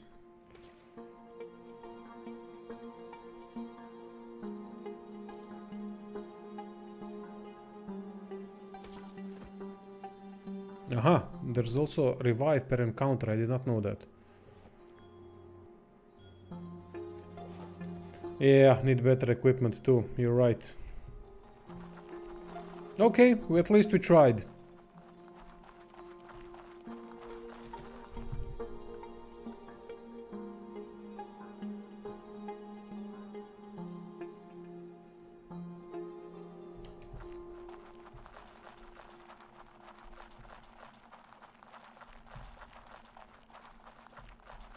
Simply gonna have to come back here when we are far more prepared to tackle these bastards, because this is a significant jump in difficulty, which is why I'm thinking that I'm not supposed to be doing this right now. Though I did gain quite a bit of items. Not really items, but more along the lines of ancient emerald coins to sell. It's fine, we have a complete different region to go to. Plenty of things to do. X, we got an X. Okay, we got parrying dagger, short sword, a normal bow, which we can sell.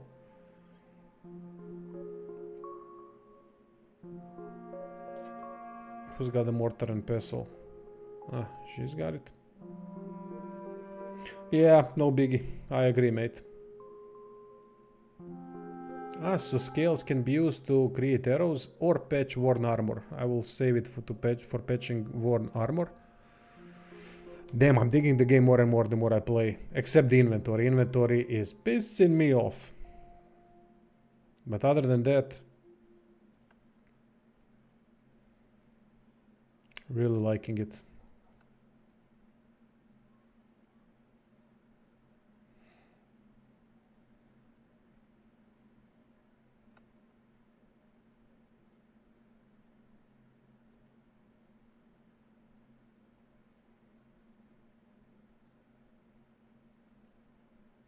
Aha, Pagan also decreases movement speed during combat. That's quite good for ranged bastards. Okay.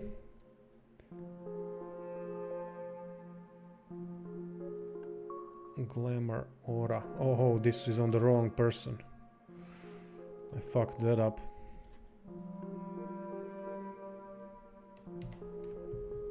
Teleport stone. Oh, okay. But the maps are not that big, to be honest. But I can see the use of teleport stones. Yeah, it could speed up things significantly.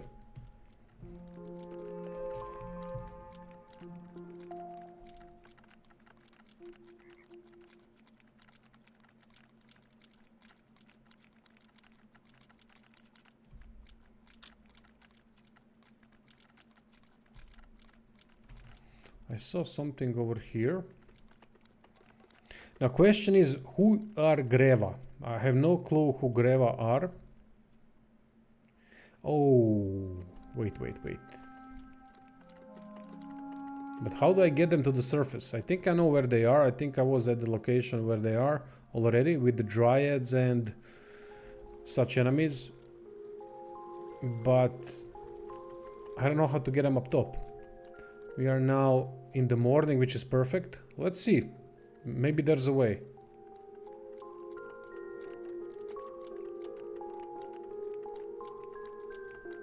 It would make sense to just find one Greva enemy and then kill them while it's sunrise.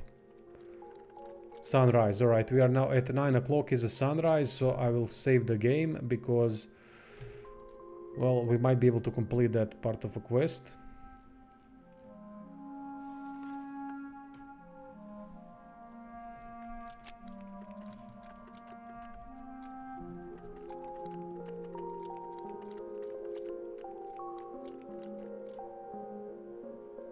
This was a secret area. Aha, this is where I found one of the bounties. Yeah. This is sorted already.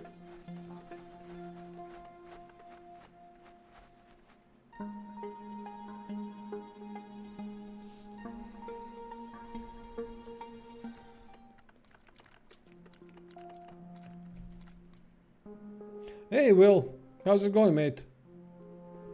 I thought you would be playing Slay the Spire 2. I haven't played the first one, mate.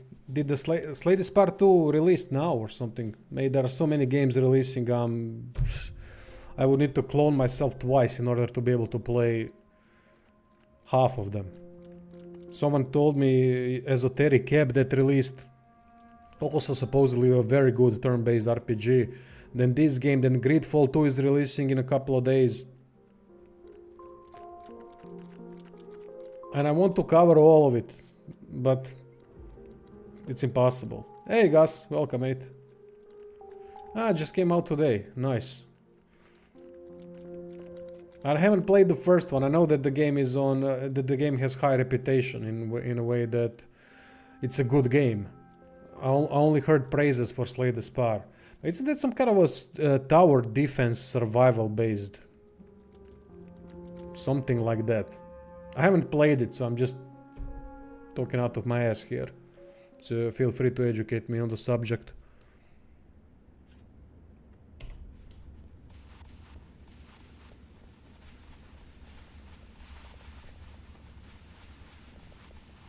Let's see, Greva. I'm looking for enemies called Greva.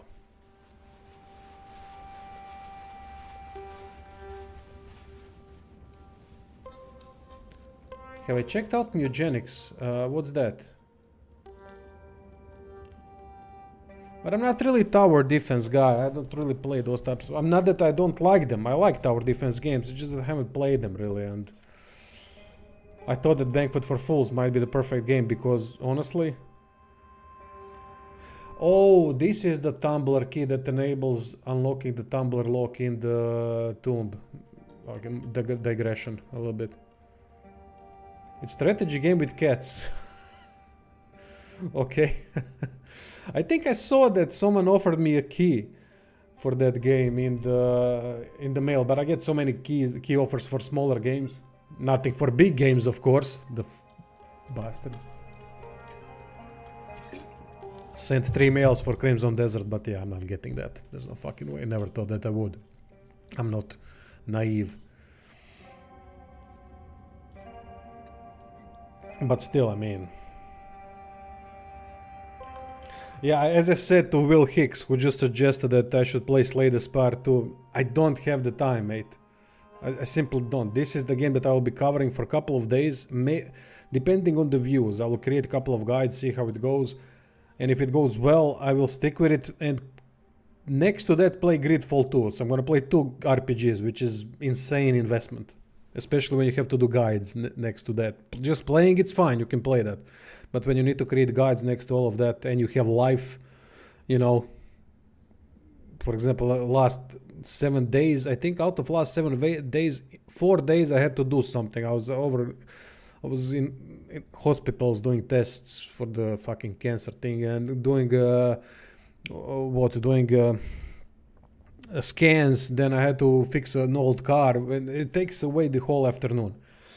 And then you're tired. And then you have to play an RPG. Then you have to do it's just... I hate when I have to do something outside of work. Then half a day goes off. And I just can't... There's just no fucking time, mate. No energy enough and no time enough to deal with all of that. Just pisses me off. Fucking time. And the worst thing about this job, people think, oh, it's so fucking cool. It's not, because it's the time goes away like this. Every day goes away like this. You haven't even turned, the day is over. What have I done? Maybe I've created a video. Maybe. When you turn around, what the hell did I do? I just played the game. Okay, I gained knowledge about the game that I can use to create the guide, but then you kind of turn around and see, fucking hell, man. It's already a weekend, it's already this, it's already that. You haven't really done much. You have, but you haven't. It's a strange feeling that I have with these things. I hope that you understand. So when it comes to playing games, I really have to choose my battles. Okay, okay. And those battles are unforgiving. I pick a wrong game and I wasted time. And a lot of the times I pick the wrong game because I kind of do what I want to do. I never want to. I mean, I did play a lot of the games that I didn't want to play before just because they were popular, but that worked. That worked. For some games, for some it didn't. So that's the Dryad. Let's go into the doors.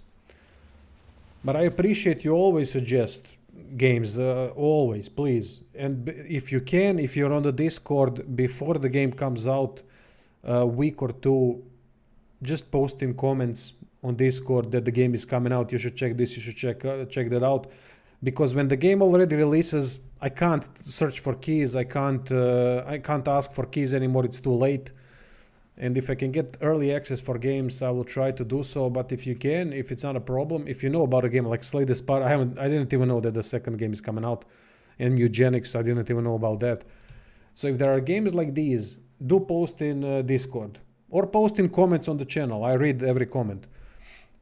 I would really appreciate that. But try to do that before the game releases, couple of weeks before the game releases. If you are aware of the release date, I would really appreciate that. I still appreciate this, that you guys come in here and post about the newly released games, but then it's too late. I'm already playing another game, and I didn't get the chance to even ask for some kind of an early key where I would prepare some content for the release date. And this is obviously some kind of a locked section that I can't get through.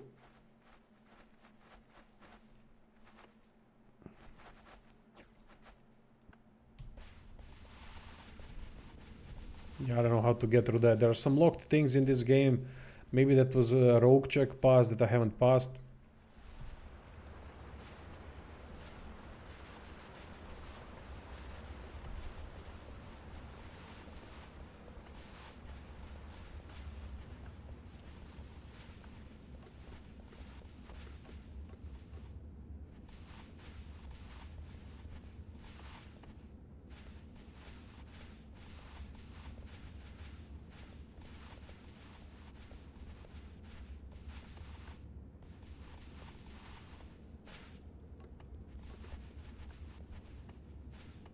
Come on, where are you bastards? I know you're here somewhere.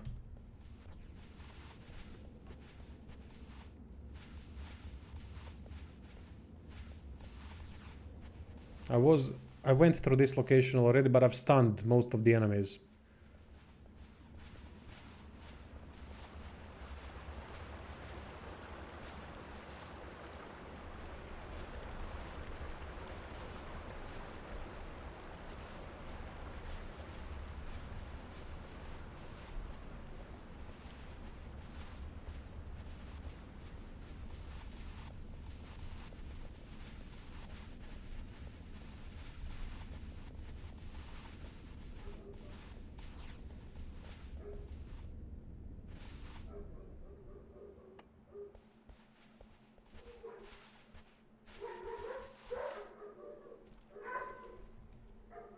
At least you're not playing marathon. You would need your color filter glasses on for that.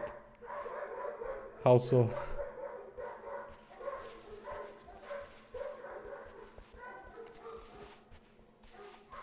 I don't know what marathon is.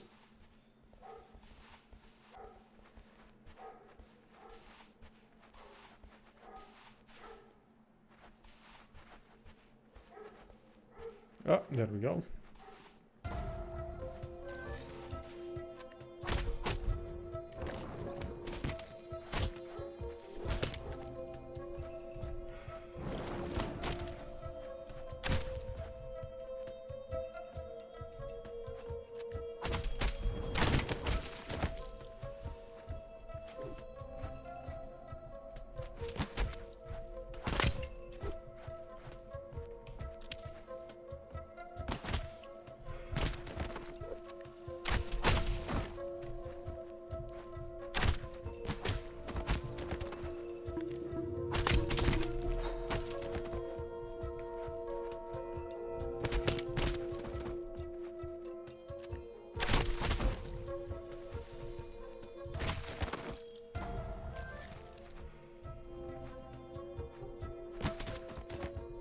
I love this form up tactic.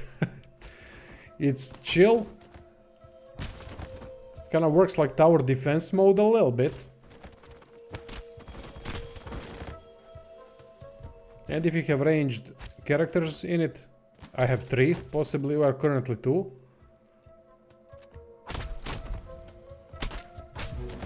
You can create some nasty tactics through that. Though I tried that in that dungeon and got my ass smacked.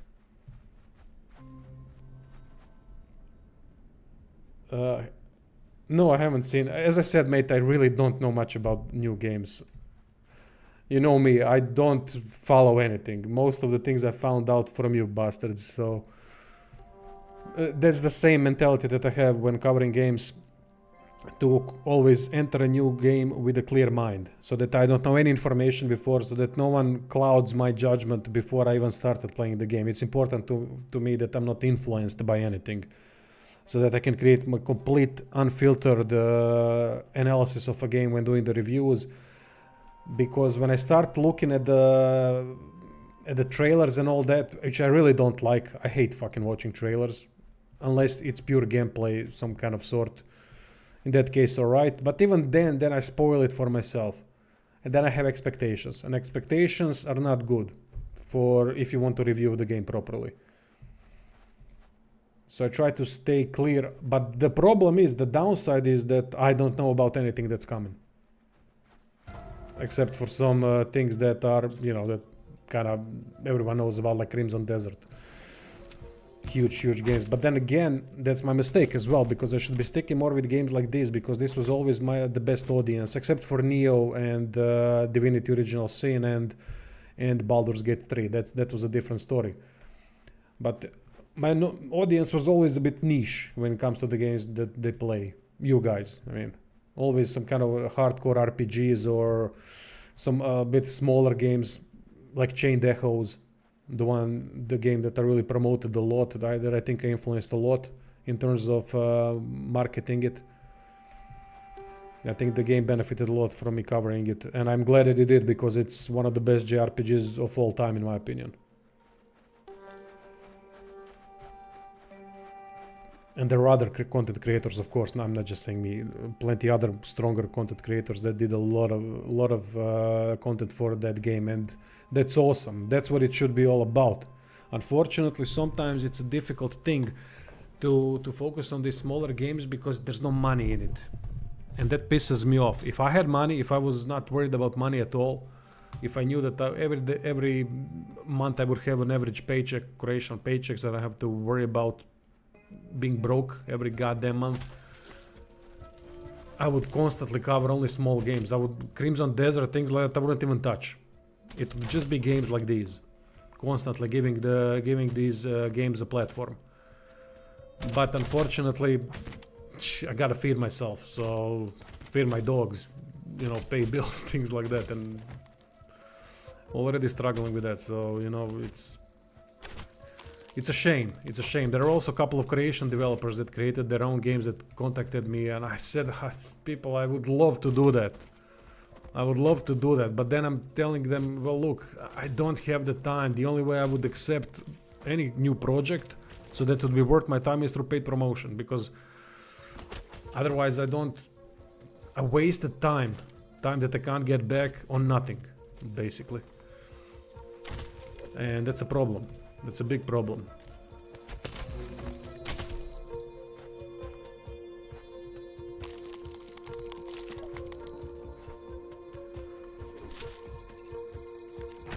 No, maybe one day, if I establish other venues of... Oh shit, this is... Other venues of monetization that would sustain me a little bit better. Maybe... Shit, I'm getting my ass kicked here. Maybe it would be... Maybe it's going to be possible then. I don't know what that was. Ah, hold, I need to hold. Psh. Did I get a key for Gridfall: The Dying World? I have it from the early access, but I didn't get the branch code for the game, for the full release. I don't know why, because I thought that they would give me. They were pretty. They gave me the early access code. I thought that they would give me this one as well. But then again, I think their publisher is going bankrupt right now, so that's not a good timing for me. So I sent them an email. They never really responded. But I'm gonna play the game because I liked the first game a lot. And I want to play the second one. The second one seems like a classic RPG. I played the early access a little bit, and it seems like a proper classic RPG. So there's plenty of things I can do with that stuff. Combat was decent in the first game, but it was the weakest part in my opinion. Although it had some really good elements about it. So now that they've done it and created a tactical turn-based party system, it's different. It's different. The combat seems better, at least from the early access version that I played a long time ago since it released. It might be, I don't know, they might have changed it by now. I would be a good consultant. Oh, thank you. Appreciate it. I think I have some good ideas for games, but then again, I'm not a developer, so it's easy to have good ideas. But in terms of implementing those, it's a little bit of a different story. I need a little bit more than that. Oh, level up finally. Okay. So short sword only... What? 40% of skill use, 40% of skill use. And it's below 60.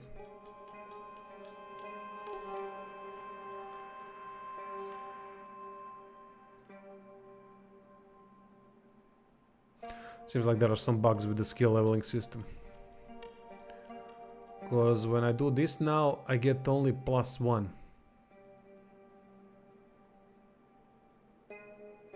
That's not how it's supposed to work. I should get much more benefits from it. Yeah, this seems like a bug.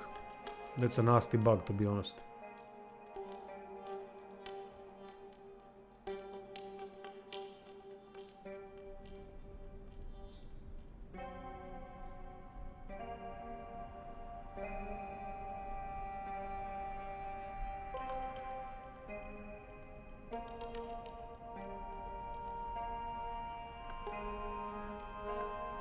All right.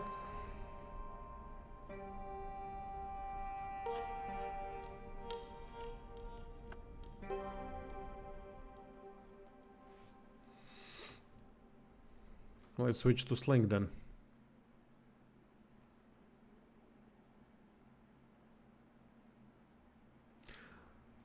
A big problem if the skill is bugged like that. We'll see now. 10% of all skill use, 24. We'll see with the big boy.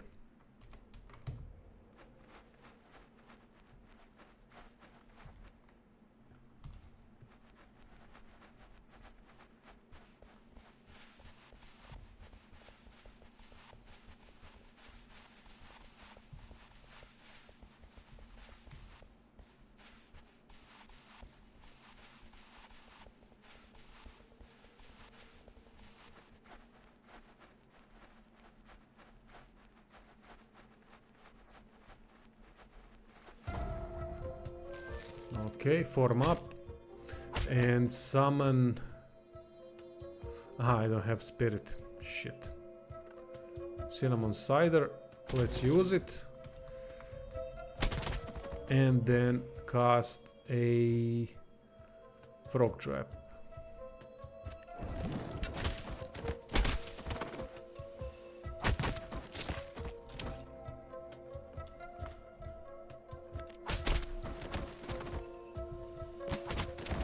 It's very satisfying hitting enemies in this game.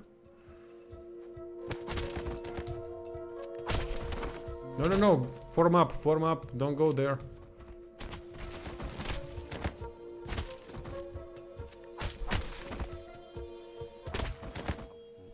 Okay, much better.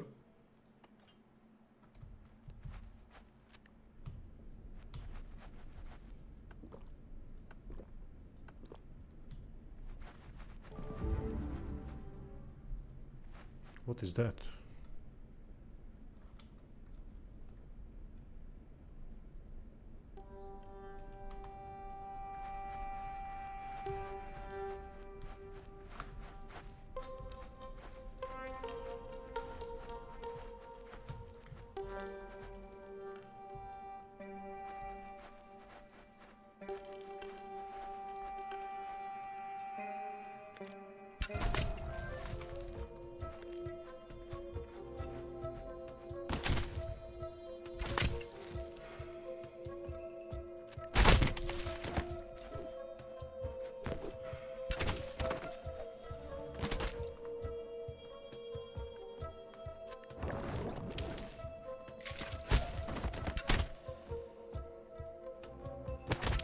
So in case if you think I'm doing nothing, it's not that I'm doing nothing, I'm holding block.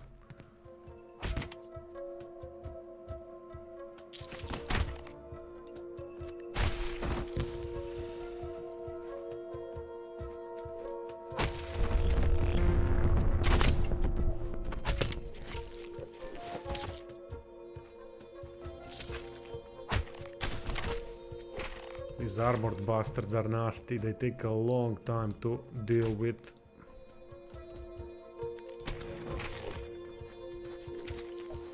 Yeah, this is a tougher encounter than usual. Okay, let's move out of the circle. Shit.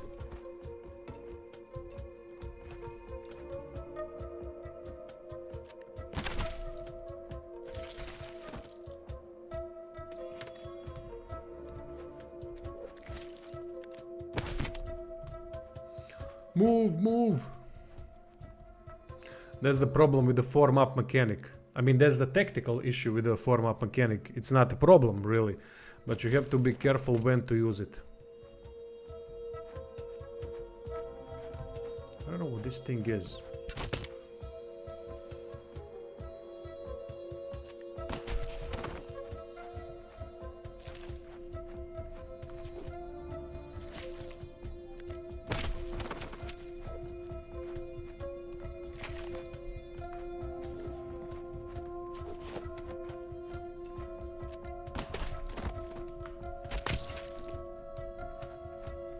Shit, there's too many of them, for fuck's sake. This is a little bit ridiculous. And there seems to be quite a big difficulty discrepancy between the encounters.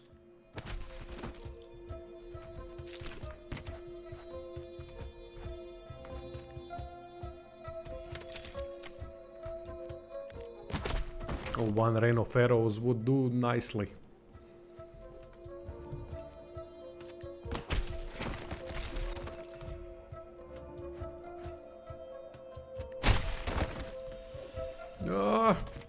Run, big boy.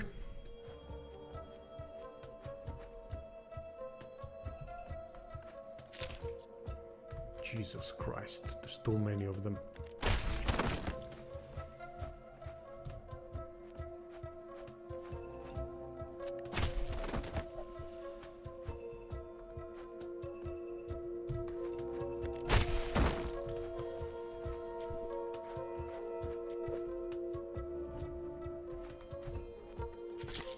Where are these bastards coming from? I think that these things are respawning constantly or something.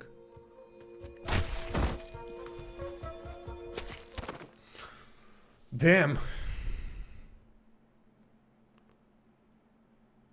Your quest has failed. Well, we're gonna try again. Alright, I gotta play better then. I mean, it's not just about the gear, I have to play better. I form up and then kinda shoot myself in the foot. Thank you, whoever donated. I don't see the name, it says anonymous, but really, thank you so much. Appreciate it. Thanks, lads. Your support has always been insane.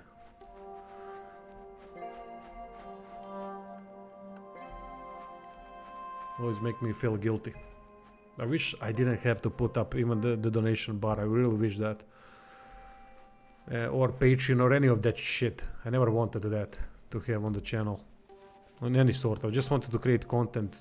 Never bother people about anything. Even likes, subscriptions and whatnot. I never did that. But when it comes to money as well, fucking Patreon subscribes. I hate that shit. I fucking hate that shit. That it's even a necessity.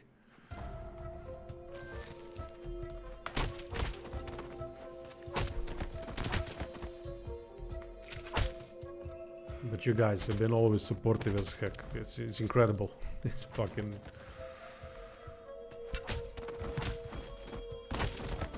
A couple of times I cried in disbelief. I'm not joking even.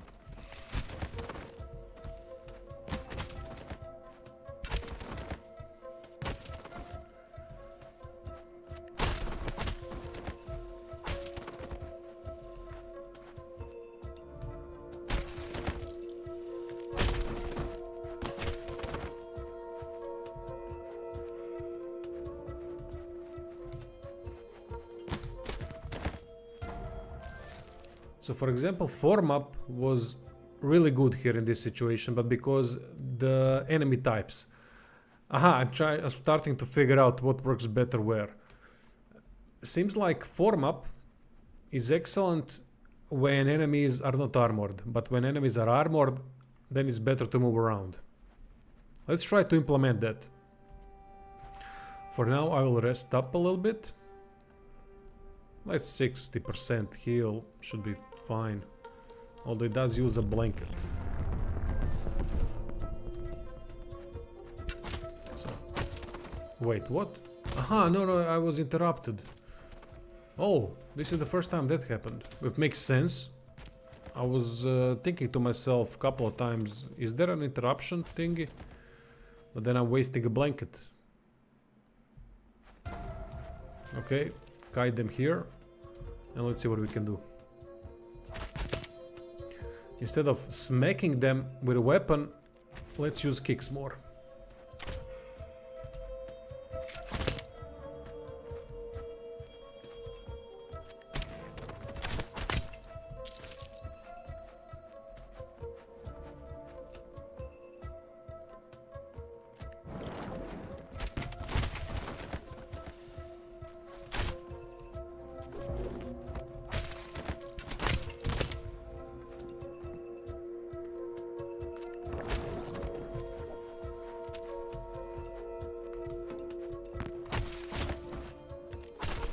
Nice. Okay. Oh, seems like these shroomers are summoning the little flying bastards. Okay, okay. But now they've died. A couple of them at least. So I'm looking better right now. See? A little bit carefulness helps. Goes a long way in a game like this. Just don't rush in. Be a hero, because there's no point in playing like that.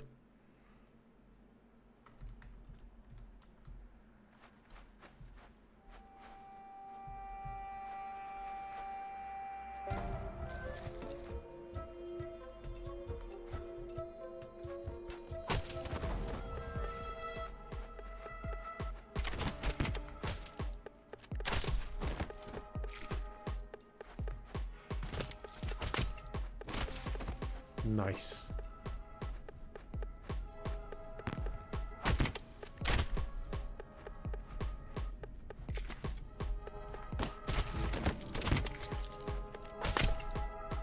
Come on. He's broken almost.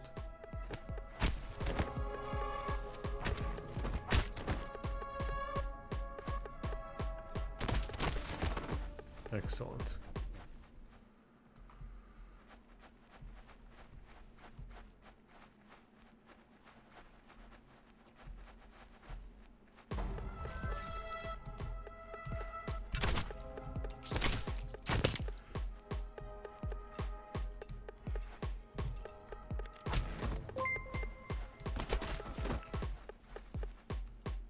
Wow. Jesus Christ. Gus.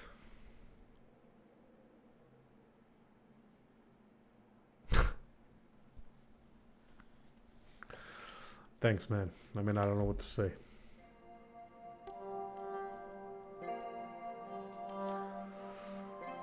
Ugh. Get emotional every time this happens. I mean, yeah. Thanks a lot, lads. Really.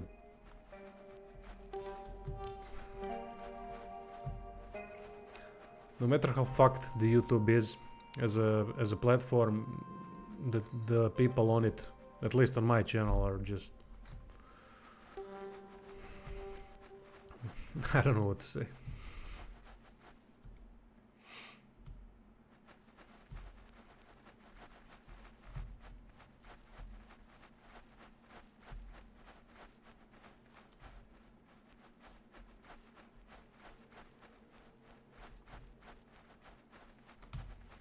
If I get a time, mate, I will play Mugenics definitely, but this month, just no chance. Unfortunately, no chance. I have so many games I want to play. I want to play Jagged Alliance 3 still. I want to replay it, play it fully, but that's not gonna happen until summer, I guess. But then again, I will stream a lot more because, well, it's much more enjoyable to play games like this. But I made a mistake. The worst stream, I think one of the worst streams I ever did was the first stream for this game because I thought I was ready for it. And then it turned out that I wasn't.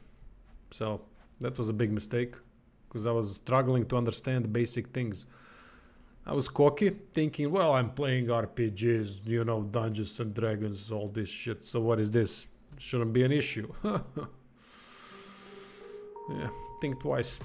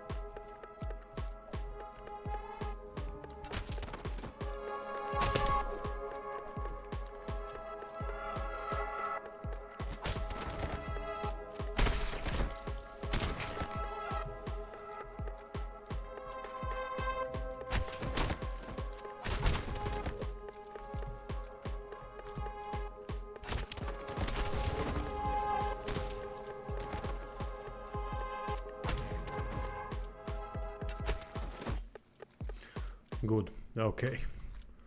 Now, still no 5 experience until level up. This is that situation, World of Make Love Not Warcraft from South Park, when I have to find sheep to kill for 1 experience.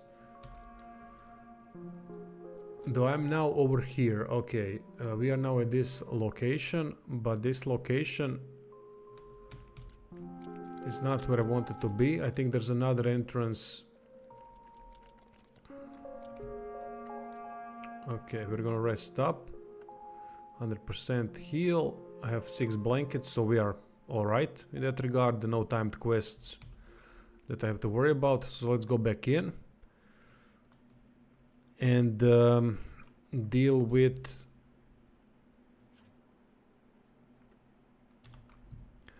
some other doors that I've seen.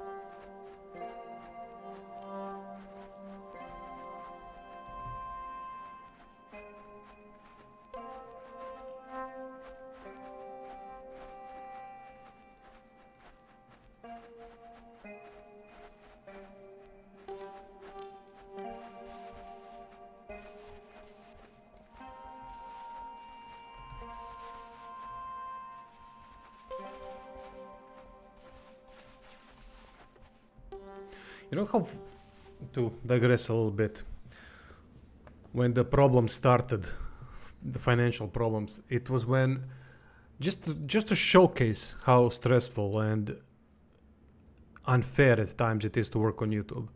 Some of you know that I have another channel that is based around content for kids. Currently, I'm creating some cartoons through AI, Mickey Mouse, things like that. 11, 12 years ago. Is it that long? Holy shit. No, I think a little bit sooner than that. 7, 8, doesn't matter, something like that. When I started doing those things, it popped off. It was so goddamn good that I couldn't believe it. I have some of those videos have over 50 million views at this point. So old Mickey Mouse game from GameCube.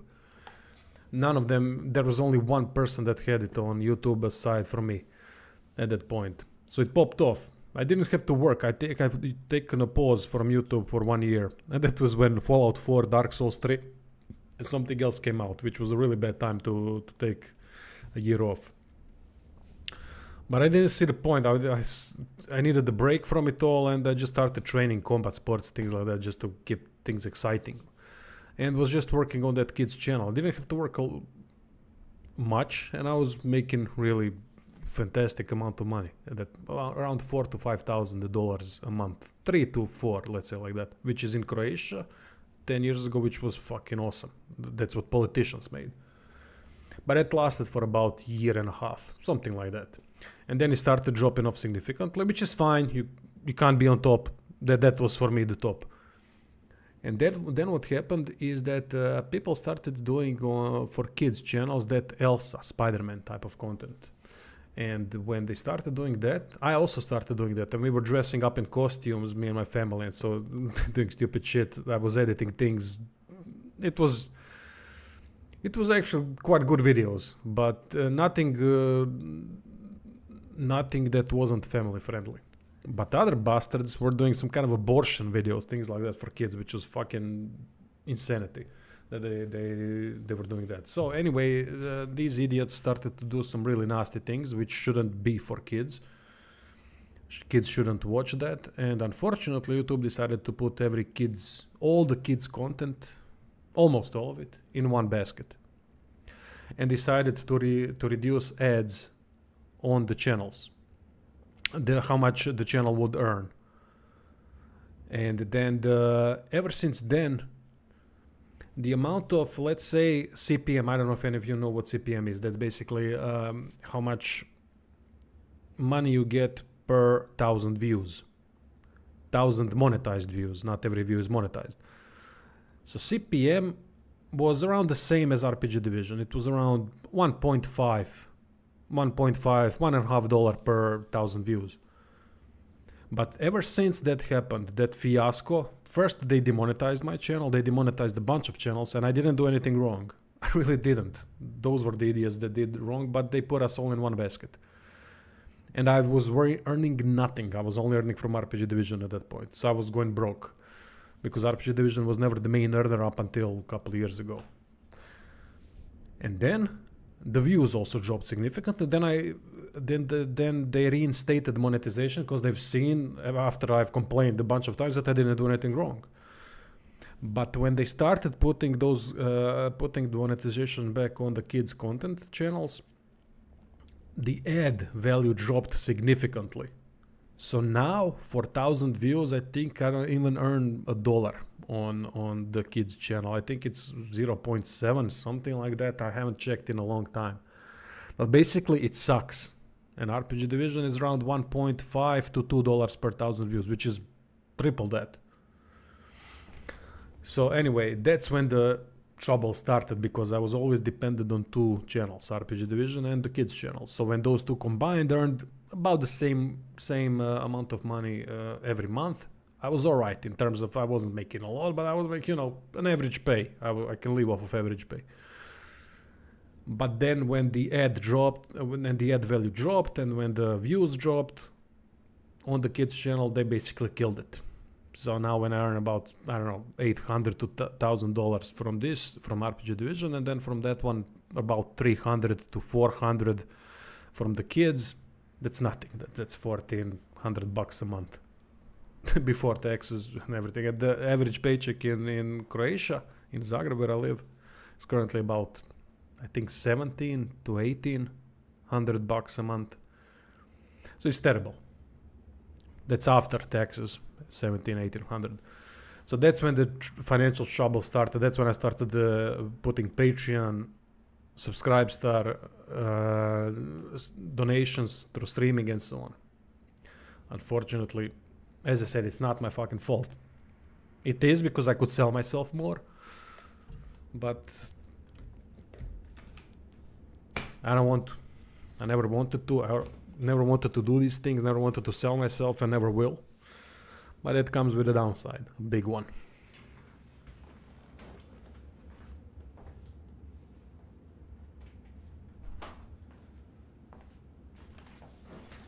So there you go, a little bit of a story why the financial trouble started. Because I was put in the same basket and because the YouTube doesn't know what the fuck they're doing most of the time. And every time they do something, I somehow get fucked. Next to many other creators. But the ones that play the algorithm game, that are going to have always the same fucking titles, I swear every video has the same titles in each genre, each category. It pisses me the fuck off what has happened to YouTube. I don't want to play that game, I just don't. So buddy, when you streaming Neo 3? Never. Absolutely never. Done with Neo. Did my time, as Korn would sing.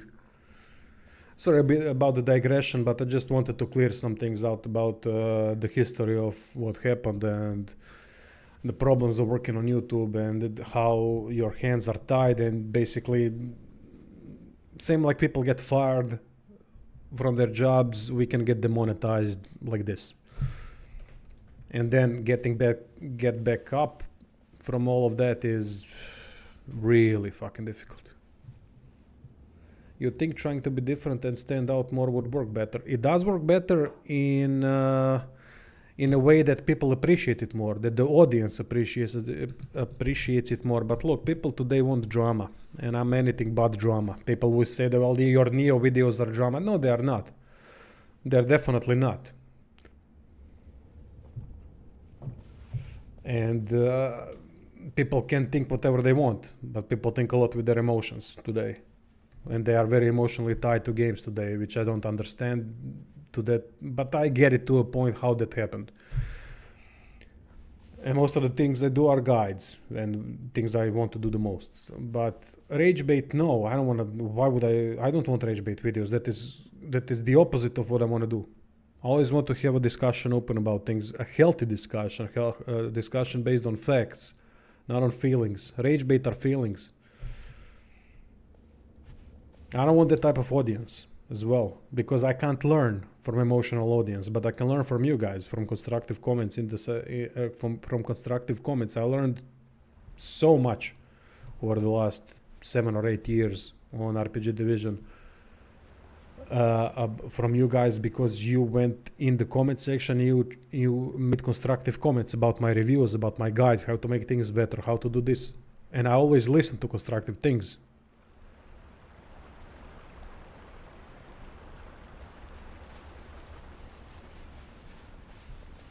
I mean, people can say whatever they want about my reviews, but very few ever have been able to factually prove that I'm wrong about something. I was wrong about a couple of things during all the reviews, and I admit that freely. I will always, when someone points out a mistake, I will admit immediately that I'm in the wrong if they can prove it. I have no problem admitting when I'm wrong, but I don't go by emotions. That's why it's difficult to disprove what I'm saying about games, because I care about games the most. I don't care about companies. I don't care about trailers. I don't care about what people will say if I say. I don't give a shit about it. The only thing I care about the games. And I created a community, not community, but you all are individuals. I don't like the word community because community kind of has that nasty, how do you call it, what's the word? kinda an annex to it that says that it's a cult of personality, which I don't want, never wanted, and it's not that case. I would not like that, and it's not like that. And that's the way I want things to be, and they are like that. But the problem is that there's not much money in it, because most of the money goes to the drama things, to the rage bait things, to people that they want to get emotionally invested in. But the people that are kind of neutral, unbiased, and like to think with rather than feel like you guys, there's not many of you. You are extremely supportive, I mean incredibly supportive. I can't believe that. You're too supportive, in my opinion. But there's not many of you.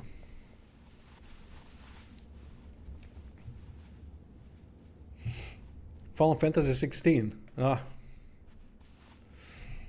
Not a good game. Not a good game. Not a bad game either, but not a good one too.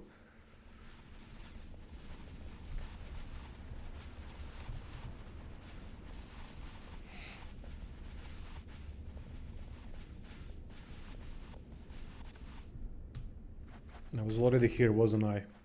This was the locked part that I couldn't get through. Yeah, this seems to be connected to a quest or something. Okay, seems like I'm done with this location. Let's move out. Maybe go into the new region, full of new enemies.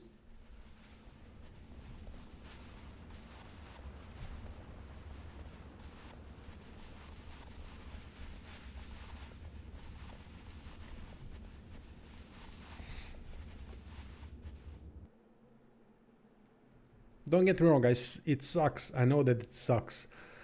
I know that when someone watches a review and someone says something about the game they like a lot, that it's not as good.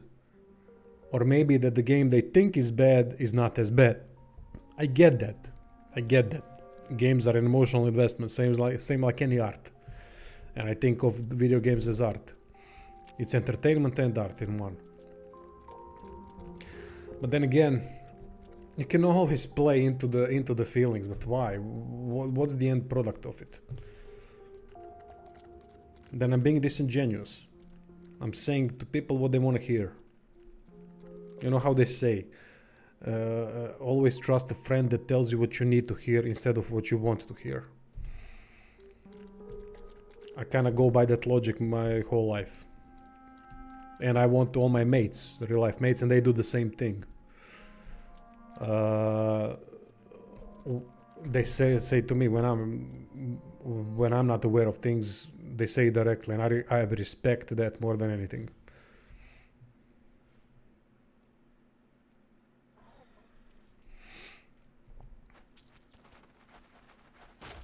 Well, see, those are the degrees. It's a good game and things.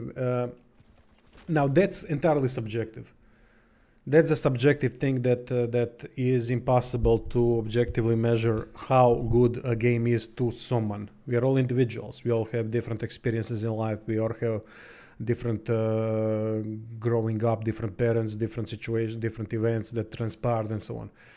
Different games that we play, maybe different spectrum of games that we expand into, and that's the thing. The scale of how good a game is entirely subjective.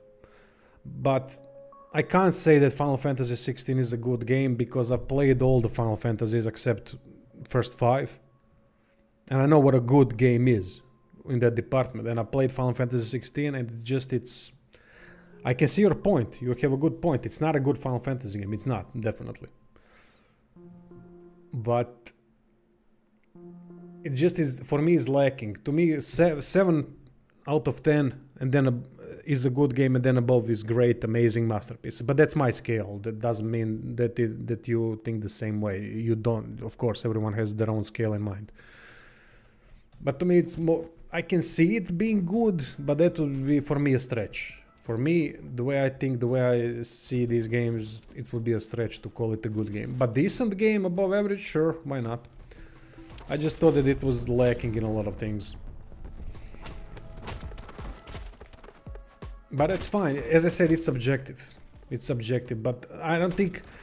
there's an objective range of everything that we analyze based on the history of the gaming and the measurement of the systems in place. It's difficult to objectively measure a story, but it's easy to objectively measure combat, gameplay, difficulty, design, and things like that. That's much easier to objectively measure. And then you have an objective range. Objective range for a game like Final Fantasy 16 would be something in what I would consider an objective range from 5 to 7, which is from mediocre to good.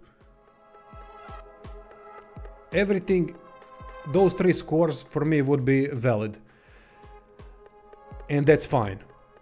But then there are scores that someone doesn't like the game, so they based around the feelings that they would give the game 2 out of 10, which is completely unrealistic for me that such a game is 2 out of 10. It offers far too much to be considered 2 out of 10, right? And also it doesn't offer nearly enough to be considered great. So that's the objective range that I always try to put games into when reviewing them. There's always an objective range that you can put games into. And then in that objective range, it's objective what score you would give it. But there needs to be some kind of an objectively measured range that makes sense.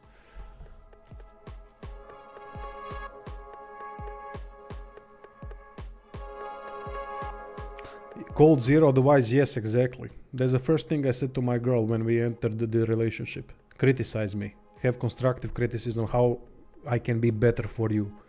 Not to change myself as a person, but little things to fix. Because I know that I make some mistakes, of course, and I want to fix them. And she acknowledged that, and I was also critical with her. I gave praise where praise is due, and I criticized things that should be objectively wrong, and that can be better. And we have the most beautiful relationship. Never had a better relationship in my life because before I was constantly paying attention too much to what my girl feels, so she doesn't feel bad around me, so that she always feels satisfied, so she never hears bad things and so on. It fucking drove me nuts, because I knew I could do that. I can sustain criticism, I can sustain whatever, I can sustain emotional outbursts and things like that. But it's not healthy. It doesn't have a healthy basis for a relationship, and then I changed that approach for this relationship now, and I was never happier in a relationship. It's the best thing in my life.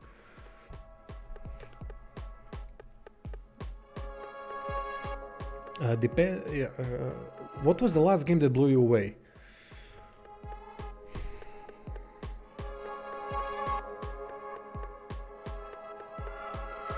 Look, from last year, Kingdom Come Deliverance 2, Clair Obscur.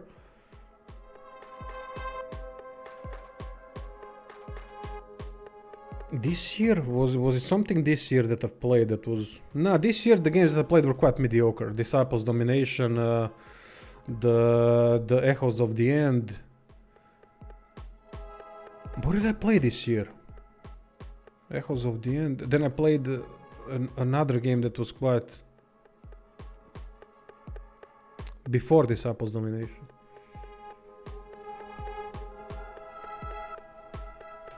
Fucking hell, I can't recall. What the hell was it?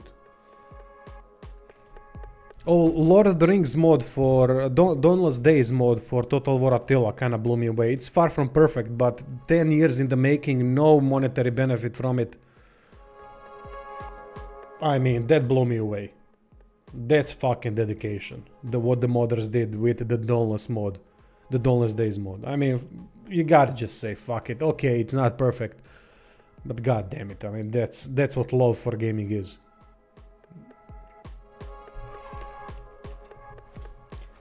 There was the game 2 years ago, I think, the game that was tactical and it's not really an RPG that really blew me away, that I gave 10 out of 10.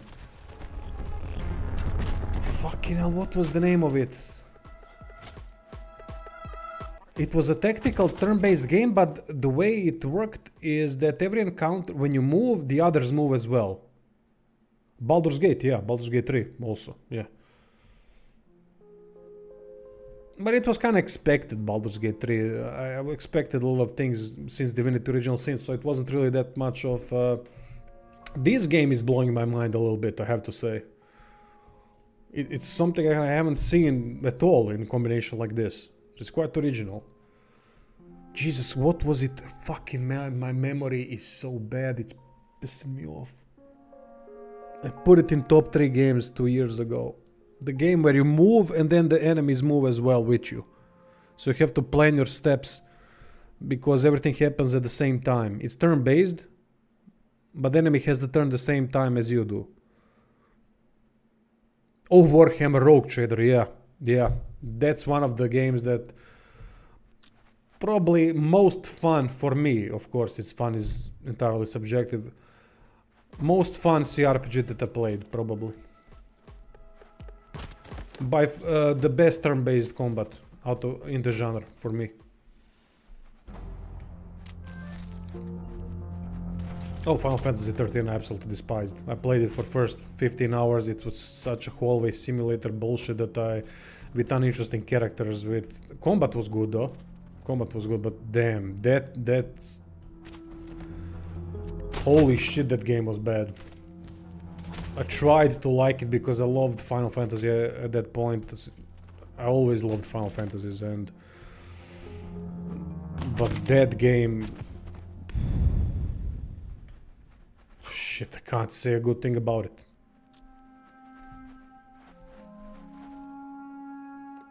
Phantom.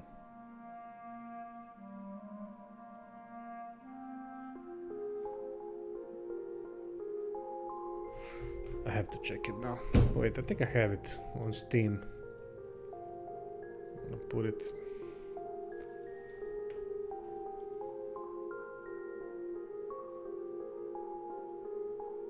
Chained Echoes blew me away.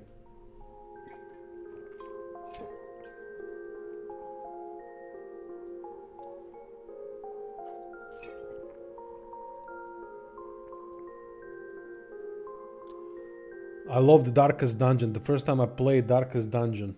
Oh, that was... I'm gonna check the library. Because I know I have it somewhere.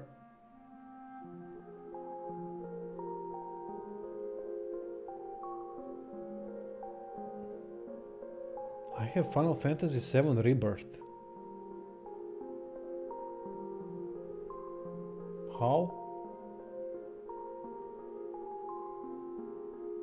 How do I have that? I haven't bought that. That's strange. Maybe I got the key somewhere, I don't know. 1 second, I will find the fucking thing.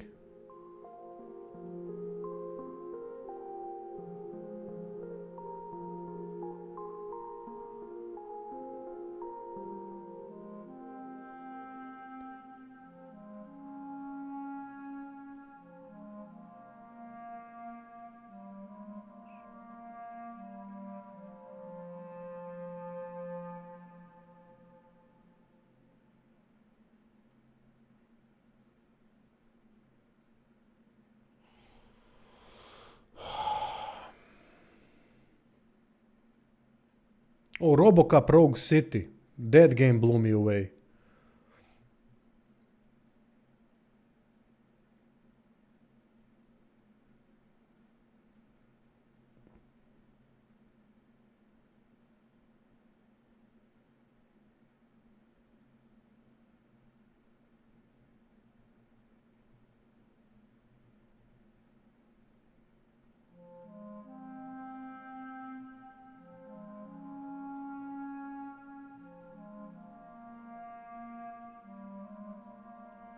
My god, I can't find the fucking thing.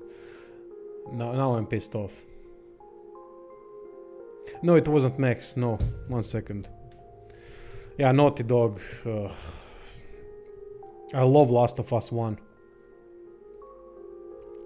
1 second, Sebastian. I will find that fucking thing. I know I will.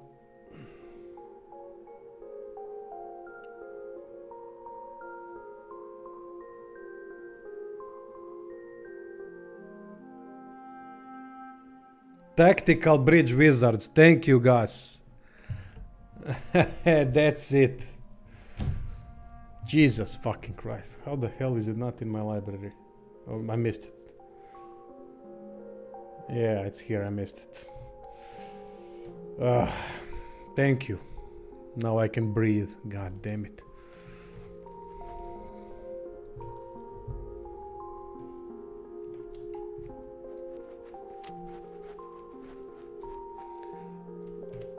Do we have a level up? Yes, we do. Now let's see. Fauna 4 points. Longsword 2 points. Stonewood.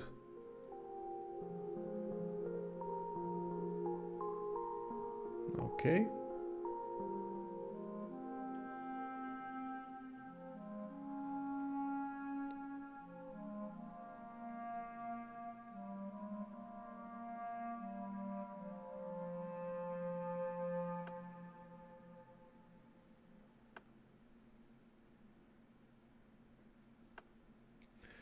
Yeah, this sucks. Armor leveling sucks a little bit.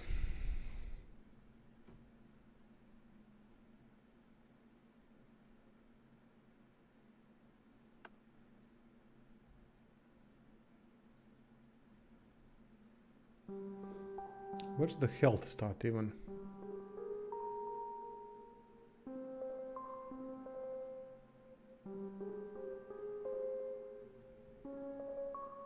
Oh yeah, Terminator Resistance, I'm aware of it, but I never got the chance to play it.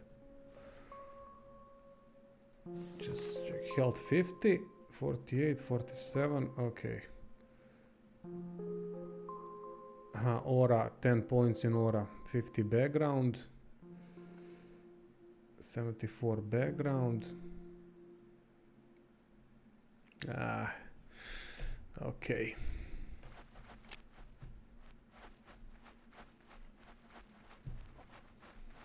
Yeah, see, the problem with leveling these things is that the armor thing is that it levels slowly. I mean, skill gets low skill use. So everything else gets increased far more than the armor from what I've seen so far. Because I don't know how to make it faster. Maybe that would be a good guide if I figure things out. Phantom Brigade is also 2.4 version, but I have not played it yet. I don't know what that is. Phantom Brigade. 1 second. Phantom Brigade.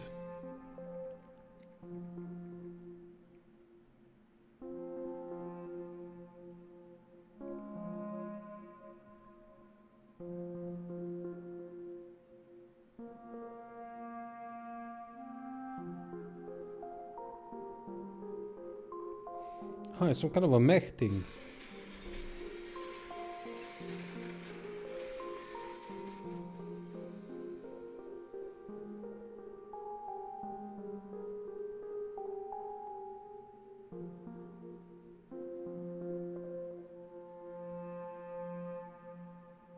Is that like XCOM or something?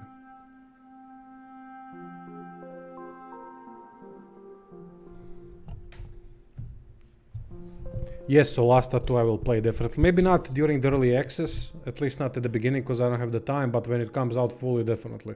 That's the game I will get definitely early access for when it comes out. I'm in talks with the developer. They really like what I did for Solasta. I will actually got a paid promotion for their for the expansion for Solasta 1. They offered really the highest amount so far out of anyone. They were so appreciative what I did with the first game. So yeah, I'm pretty sorted when it comes to Solasta. I don't have to worry about getting key from them. A week from release in early access, not a week from release fully. It's just coming in the early access. Unless... Just a second. Just so that I'm sure that that I haven't fucked it up.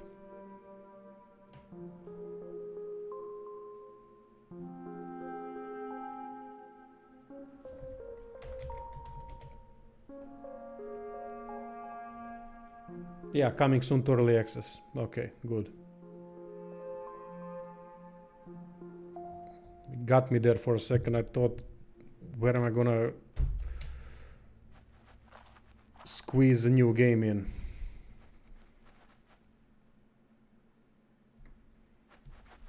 Songs of Conquest. I don't know what it is. Heard the name, but never played it.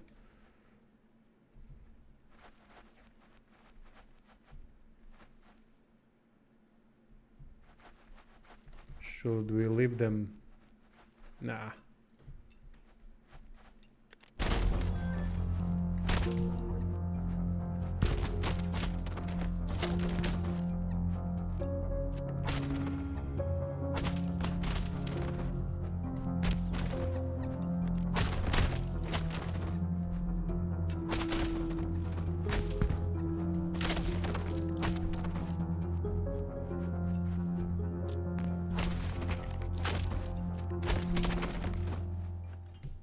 So look at this from this encounter now.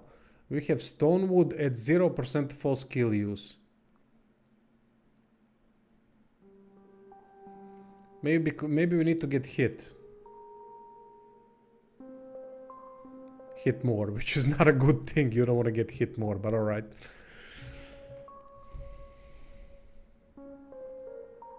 Heroes 3 inspired.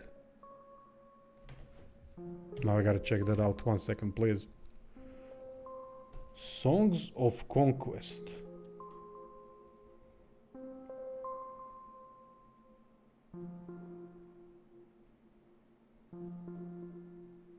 Oh, wow.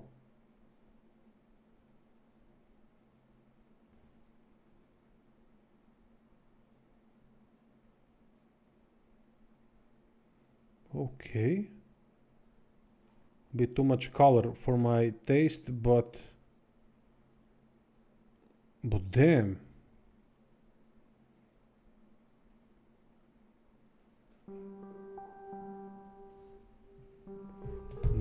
Doesn't look bad at all. It really does seem like Heroes. Oh, I love Heroes. I mean, who doesn't love Heroes 3? Heroes 3 is everyone here on Balkan played Heroes 3. Heroes 3, Counter-Strike, what did we play? Heroes 3, Counter-Strike, Tekken 3. What else? Warcraft.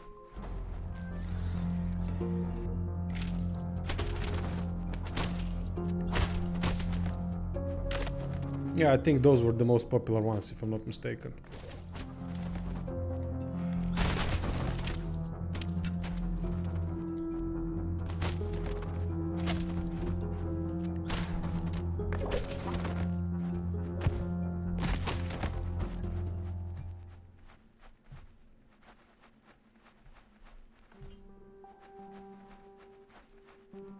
See, the enemies on the map are not that difficult.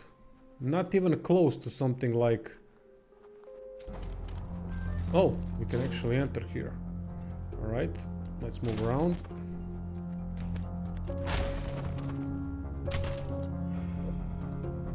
Maybe it's best if I block. Let me see, if I block, will I get more armor value, armor skill use? Oh, that's the Greva. We have to get Greva out of... I fucked up. I shouldn't have killed Greva. Let's switch to stun mode. I'll find some Greva eventually. Blue glass earrings. Let's see. What are those?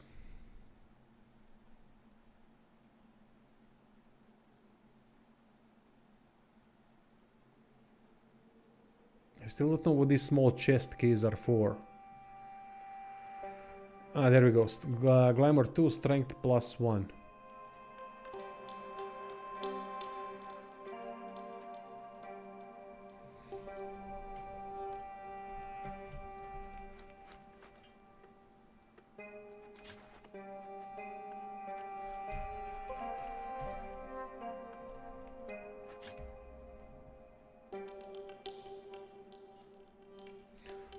Scepter attack speed, rally attacks gain pin.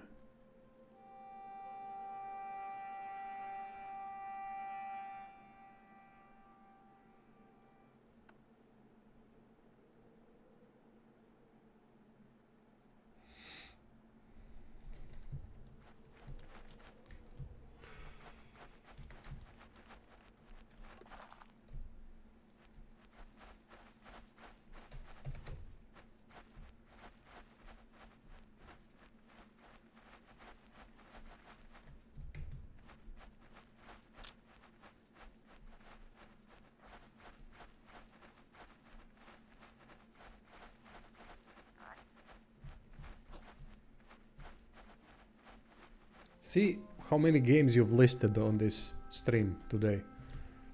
And the problem is, I want to play all of them.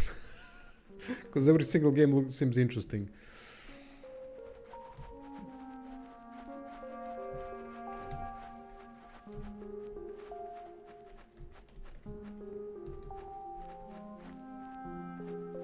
What's what? Said what's this?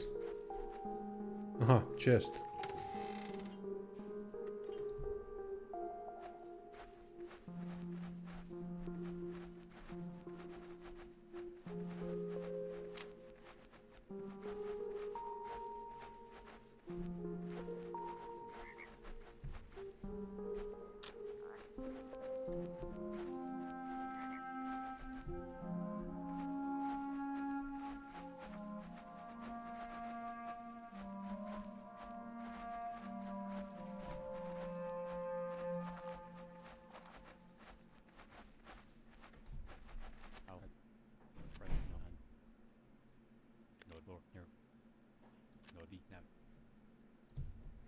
Mm-hmm.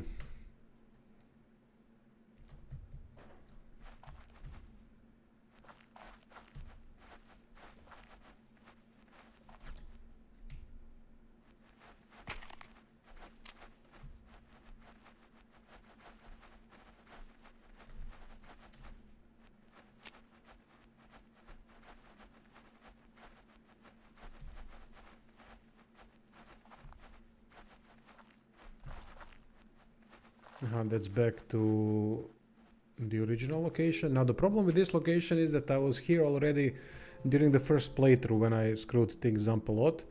That's why I decided to reset. But in this whole region I haven't found a single place where I can rest.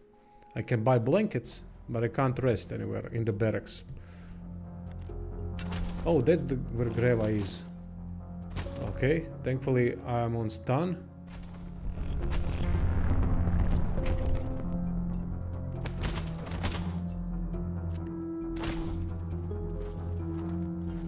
I'll see if I can finish the quest.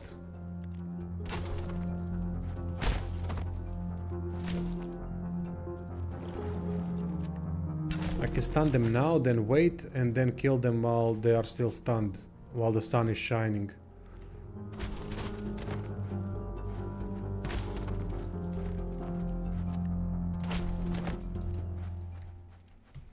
Okay. Now we are going to just record this a little bit, if it works.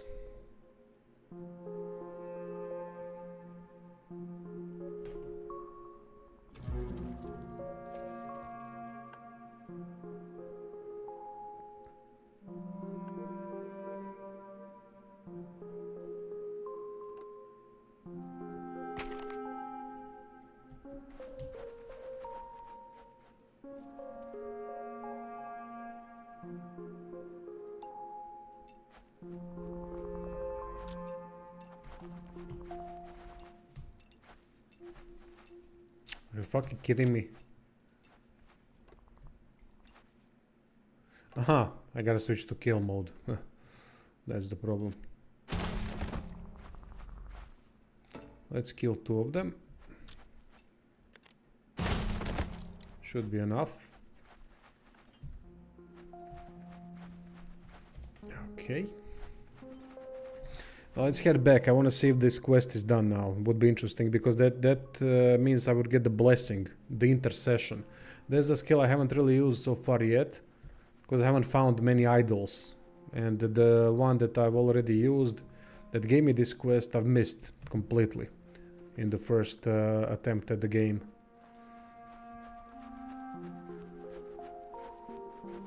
So I just want to see how it works, because it should give me benefits, boosts to equipment.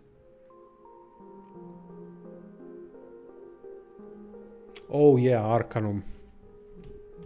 I haven't played it that much because it was bugged as heck, but I did play it enough to appreciate it.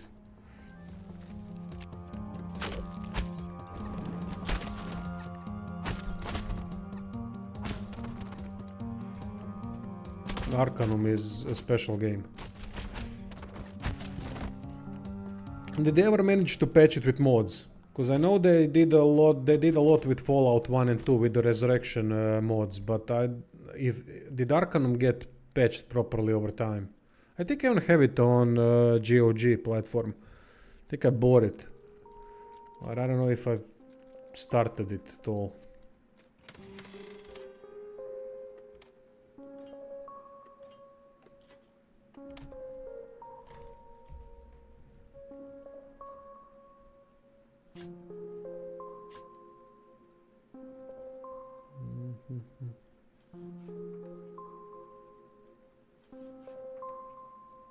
I gotta rearrange these things a little bit so that I know who has what, because this is an absolute fucking mess. The worst thing about the game is the inventory, without a doubt. The only bad thing about the game so far that I can say.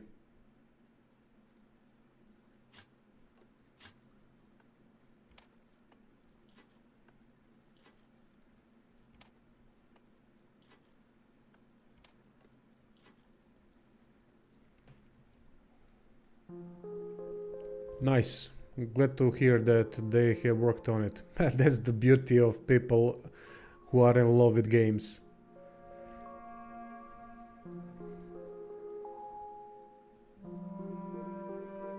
Yeah, auto sort by type. Or it just needs some kind of filters to deal with, because this is a nightmare to go through.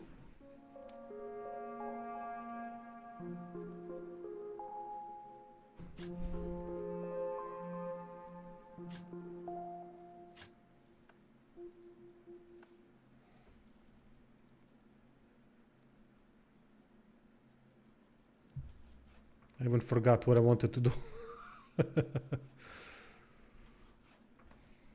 Okay. Worn flute. Well, we have some stuff to sell, I guess.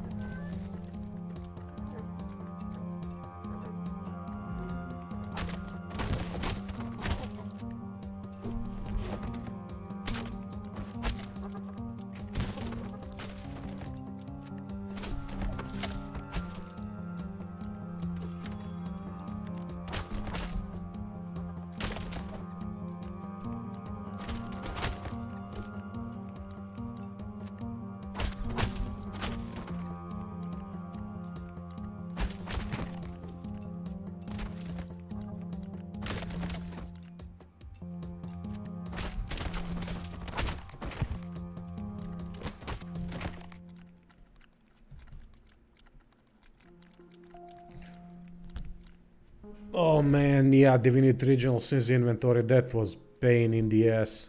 Holy crap. But that's what we get for being able to use everything on the map. That's the downside of it, right? That we constantly have to deal with the inventory system. It's not that the inventory system was that bad. They kind of added it was at first, but then they added filters, and a lot of filters, and a lot of even the search function. They did everything they could, but that's the problem in games when you can do everything in terms of interacting with the objects, and then you kind of get that gluttony thing, greedy thing that we want in games. We just pick up everything and then sell everything and then utilize it to benefit ourselves, and that's normal. That's logical thing to do, because you can't do what you can do in Divinity in other games. You can't do in other games what you can do in Divinity. And that's what pisses me off about when people started to bitch and moan about Baldur's Gate 3. It's not D&D, it's not this. Actually, that system that Divinity Original Sin has with the interaction of the items is more Dungeons and Dragons than it is Baldur's Gate 1 and 2. Because not if Baldur's Gate 1 and 2 have... I'm not saying Baldur's Gate 3 is better than Baldur's Gate 1 and 2. I'm just saying that the freedom of things that you can do in Dungeons and Dragons systems makes more sense with the Divinity's interaction system with the objects, right? the things you can do with those objects. That's what pissed me off when people were saying it's not Dungeons and Dragons. No, it's not Infinity Engine game. That's a different story. Infinity Engine does not mean that it's Dungeons and Dragons. Right? Hey, and I think more RPGs should make use of limited inventory like Diablo 2. Oh god, no. God, no. Well, depends on the game, actually. Depends on the game. If the game is a loot based like Diablo, then definitely no. I think that's the worst thing about those games, except for the repetition of the content, because you're constantly dealing with the fucking inventory and you need items, and that's the problem. I don't want it to be an inventory simulator. Why is that? In CRPG it could make more sense. You are right. You are right. In CRPG it would make more sense. Yeah, in a way. Yeah. Although for me personally, I would love. I know that there's a thing in RPGs where you have to roleplay and we can't really carry everything. That's absolutely fine. I understand that. But it's see, the issue is if we have divinity system.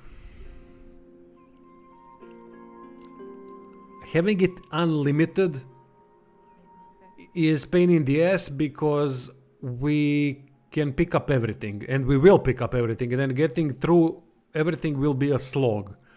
So in CRPG system, like you said, Diablo limited inventory could actually work for the betterment of the game, because we would have to really picky in what we can use. It's not actually a bad suggestion. Now that I think about it.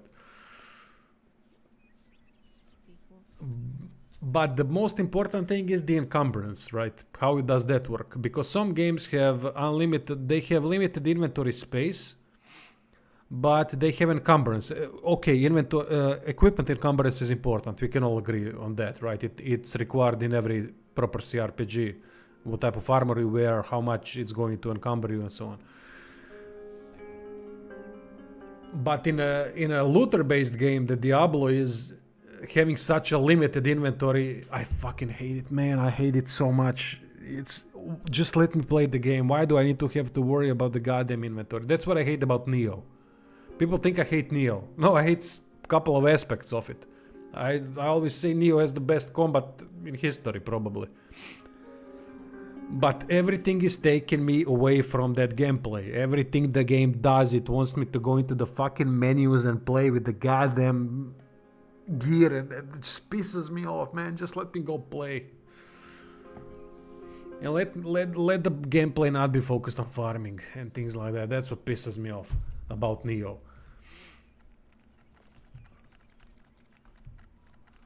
Even though I absolutely adore combat. Who doesn't? I mean, it's the best fucking combat.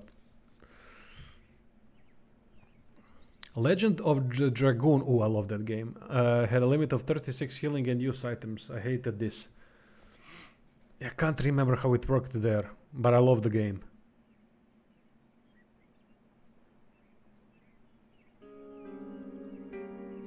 Yeah, see, if you're talking about encumbrance, meaning the weight of the items in the inventory, or are we talking about equipment encumbrance? Because equipment encumbrance is important on the character, but equipped gear, that's what I mean. So the things if you wear a two-handed axe and a fucking stone armor, it should encumber you, right? But that's the separate system from the inventory system, right?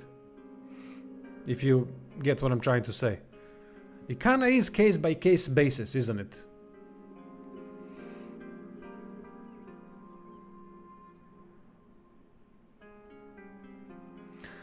Yeah, but I love the fact that there is such an option in Divinity Original Sin. That's the mechanic of a true RPG. Yeah, we can debate on how really good the world building and all that is, even though there are really good things about the game in that regard as well. how the writing is, how the characters are, and all those things. We can always talk about those things. But in terms of the items and how, things you can interact with in the world, there aren't that many better games than Divinity Original Sin in terms of the CRPGs, in terms of the CRPG genre, at least in my opinion, from what I've played. And I've played a lot of CRPGs.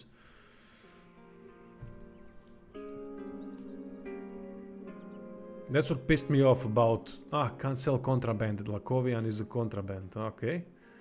That's what pissed me off about, as I said earlier, about people shitting on Baldur's Gate for not being Dungeons and Dragons, proper Dungeons and Dragons that they are used to. No, maybe it's too close to Divinity. Okay, fair enough, I get that point. That is correct. But it's more Dungeons and Dragons than the previous Baldur's Gates were, in some aspects. In some aspects.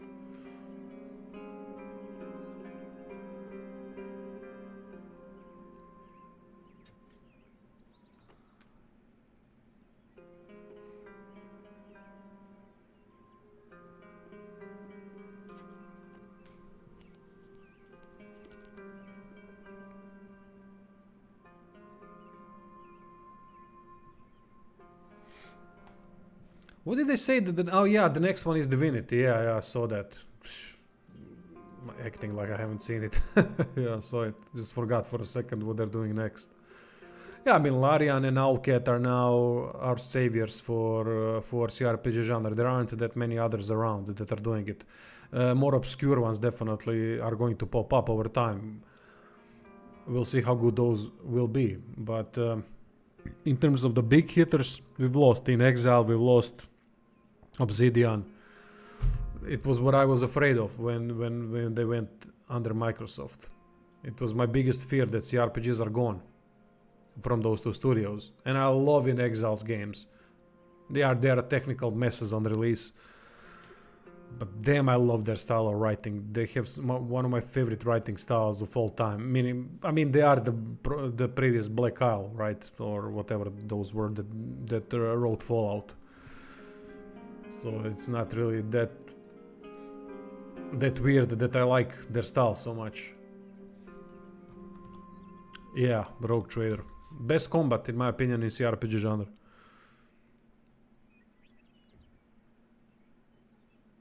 It was something so goddamn satisfying. It wasn't particularly great graphical fidelity, but the way it played, the use of skills, the things you could do, it was holy shit levels of yeah.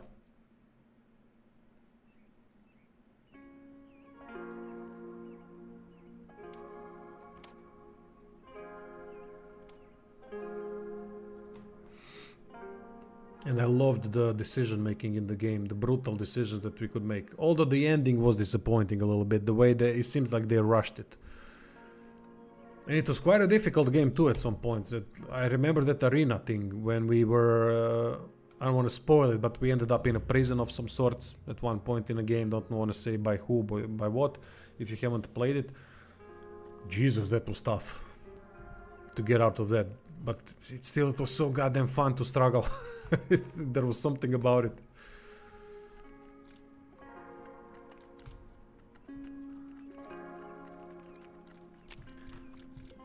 I wanted to visit. I forgot what I wanted to do. Okay, now I remembered.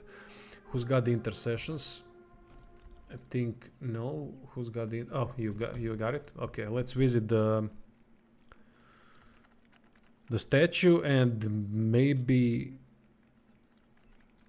figure out if the quest worked or not. Where is the statue? Yeah, it was funny when the expansion came out, the blood one. God damn, that was good. But I haven't really played. That's the problem. I haven't played it completely. But I did that build for the new class. I mean, the things that class can do, the Blade Master or whatever it's called. Jesus Christ. It was stupid levels of stupid. Jumping around, killing everything on battlefield. But God, it was so enjoyable to do. It was still difficult, mind you. It wasn't easy.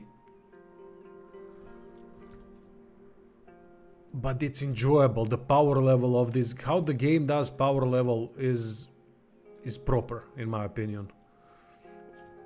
Because it's gonna be difficult, but you are also so powerful. If you utilize things correctly, you will make the combat a little bit easier, but it's still not going to be easy. I loved that about it. And I still haven't played Dark Heresy, by the way, but Dark Heresy stream is coming these days. I have to check it out. Okay, where is that fucking... can't find that goddamn statue.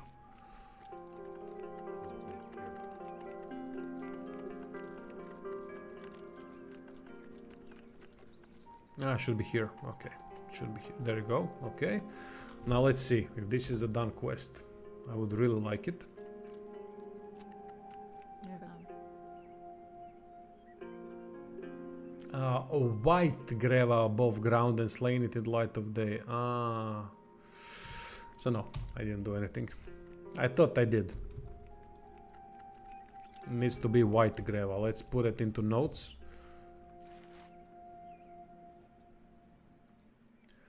Get white.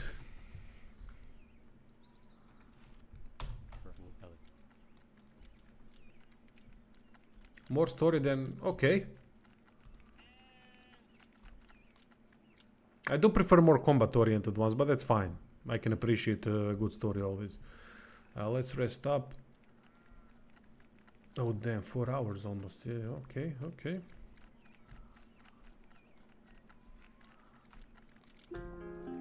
Yeah, I think I'll conclude the stream for now.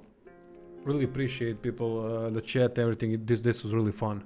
Lots of great conversations. Thank you again for the donations, people. I mean, that's...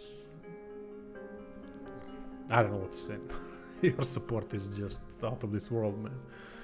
Really helps a lot as well. Over the weekend I will also work on this game. Try to do as many guides as possible in terms of quests, where to find things and so on. Continue probably playing the game, see how it does. Then we have Gridfall next week. We'll see what I do in between some streams. I don't know, maybe this game again. Seems like a lot of people are watching it much more than usual, so that's awesome.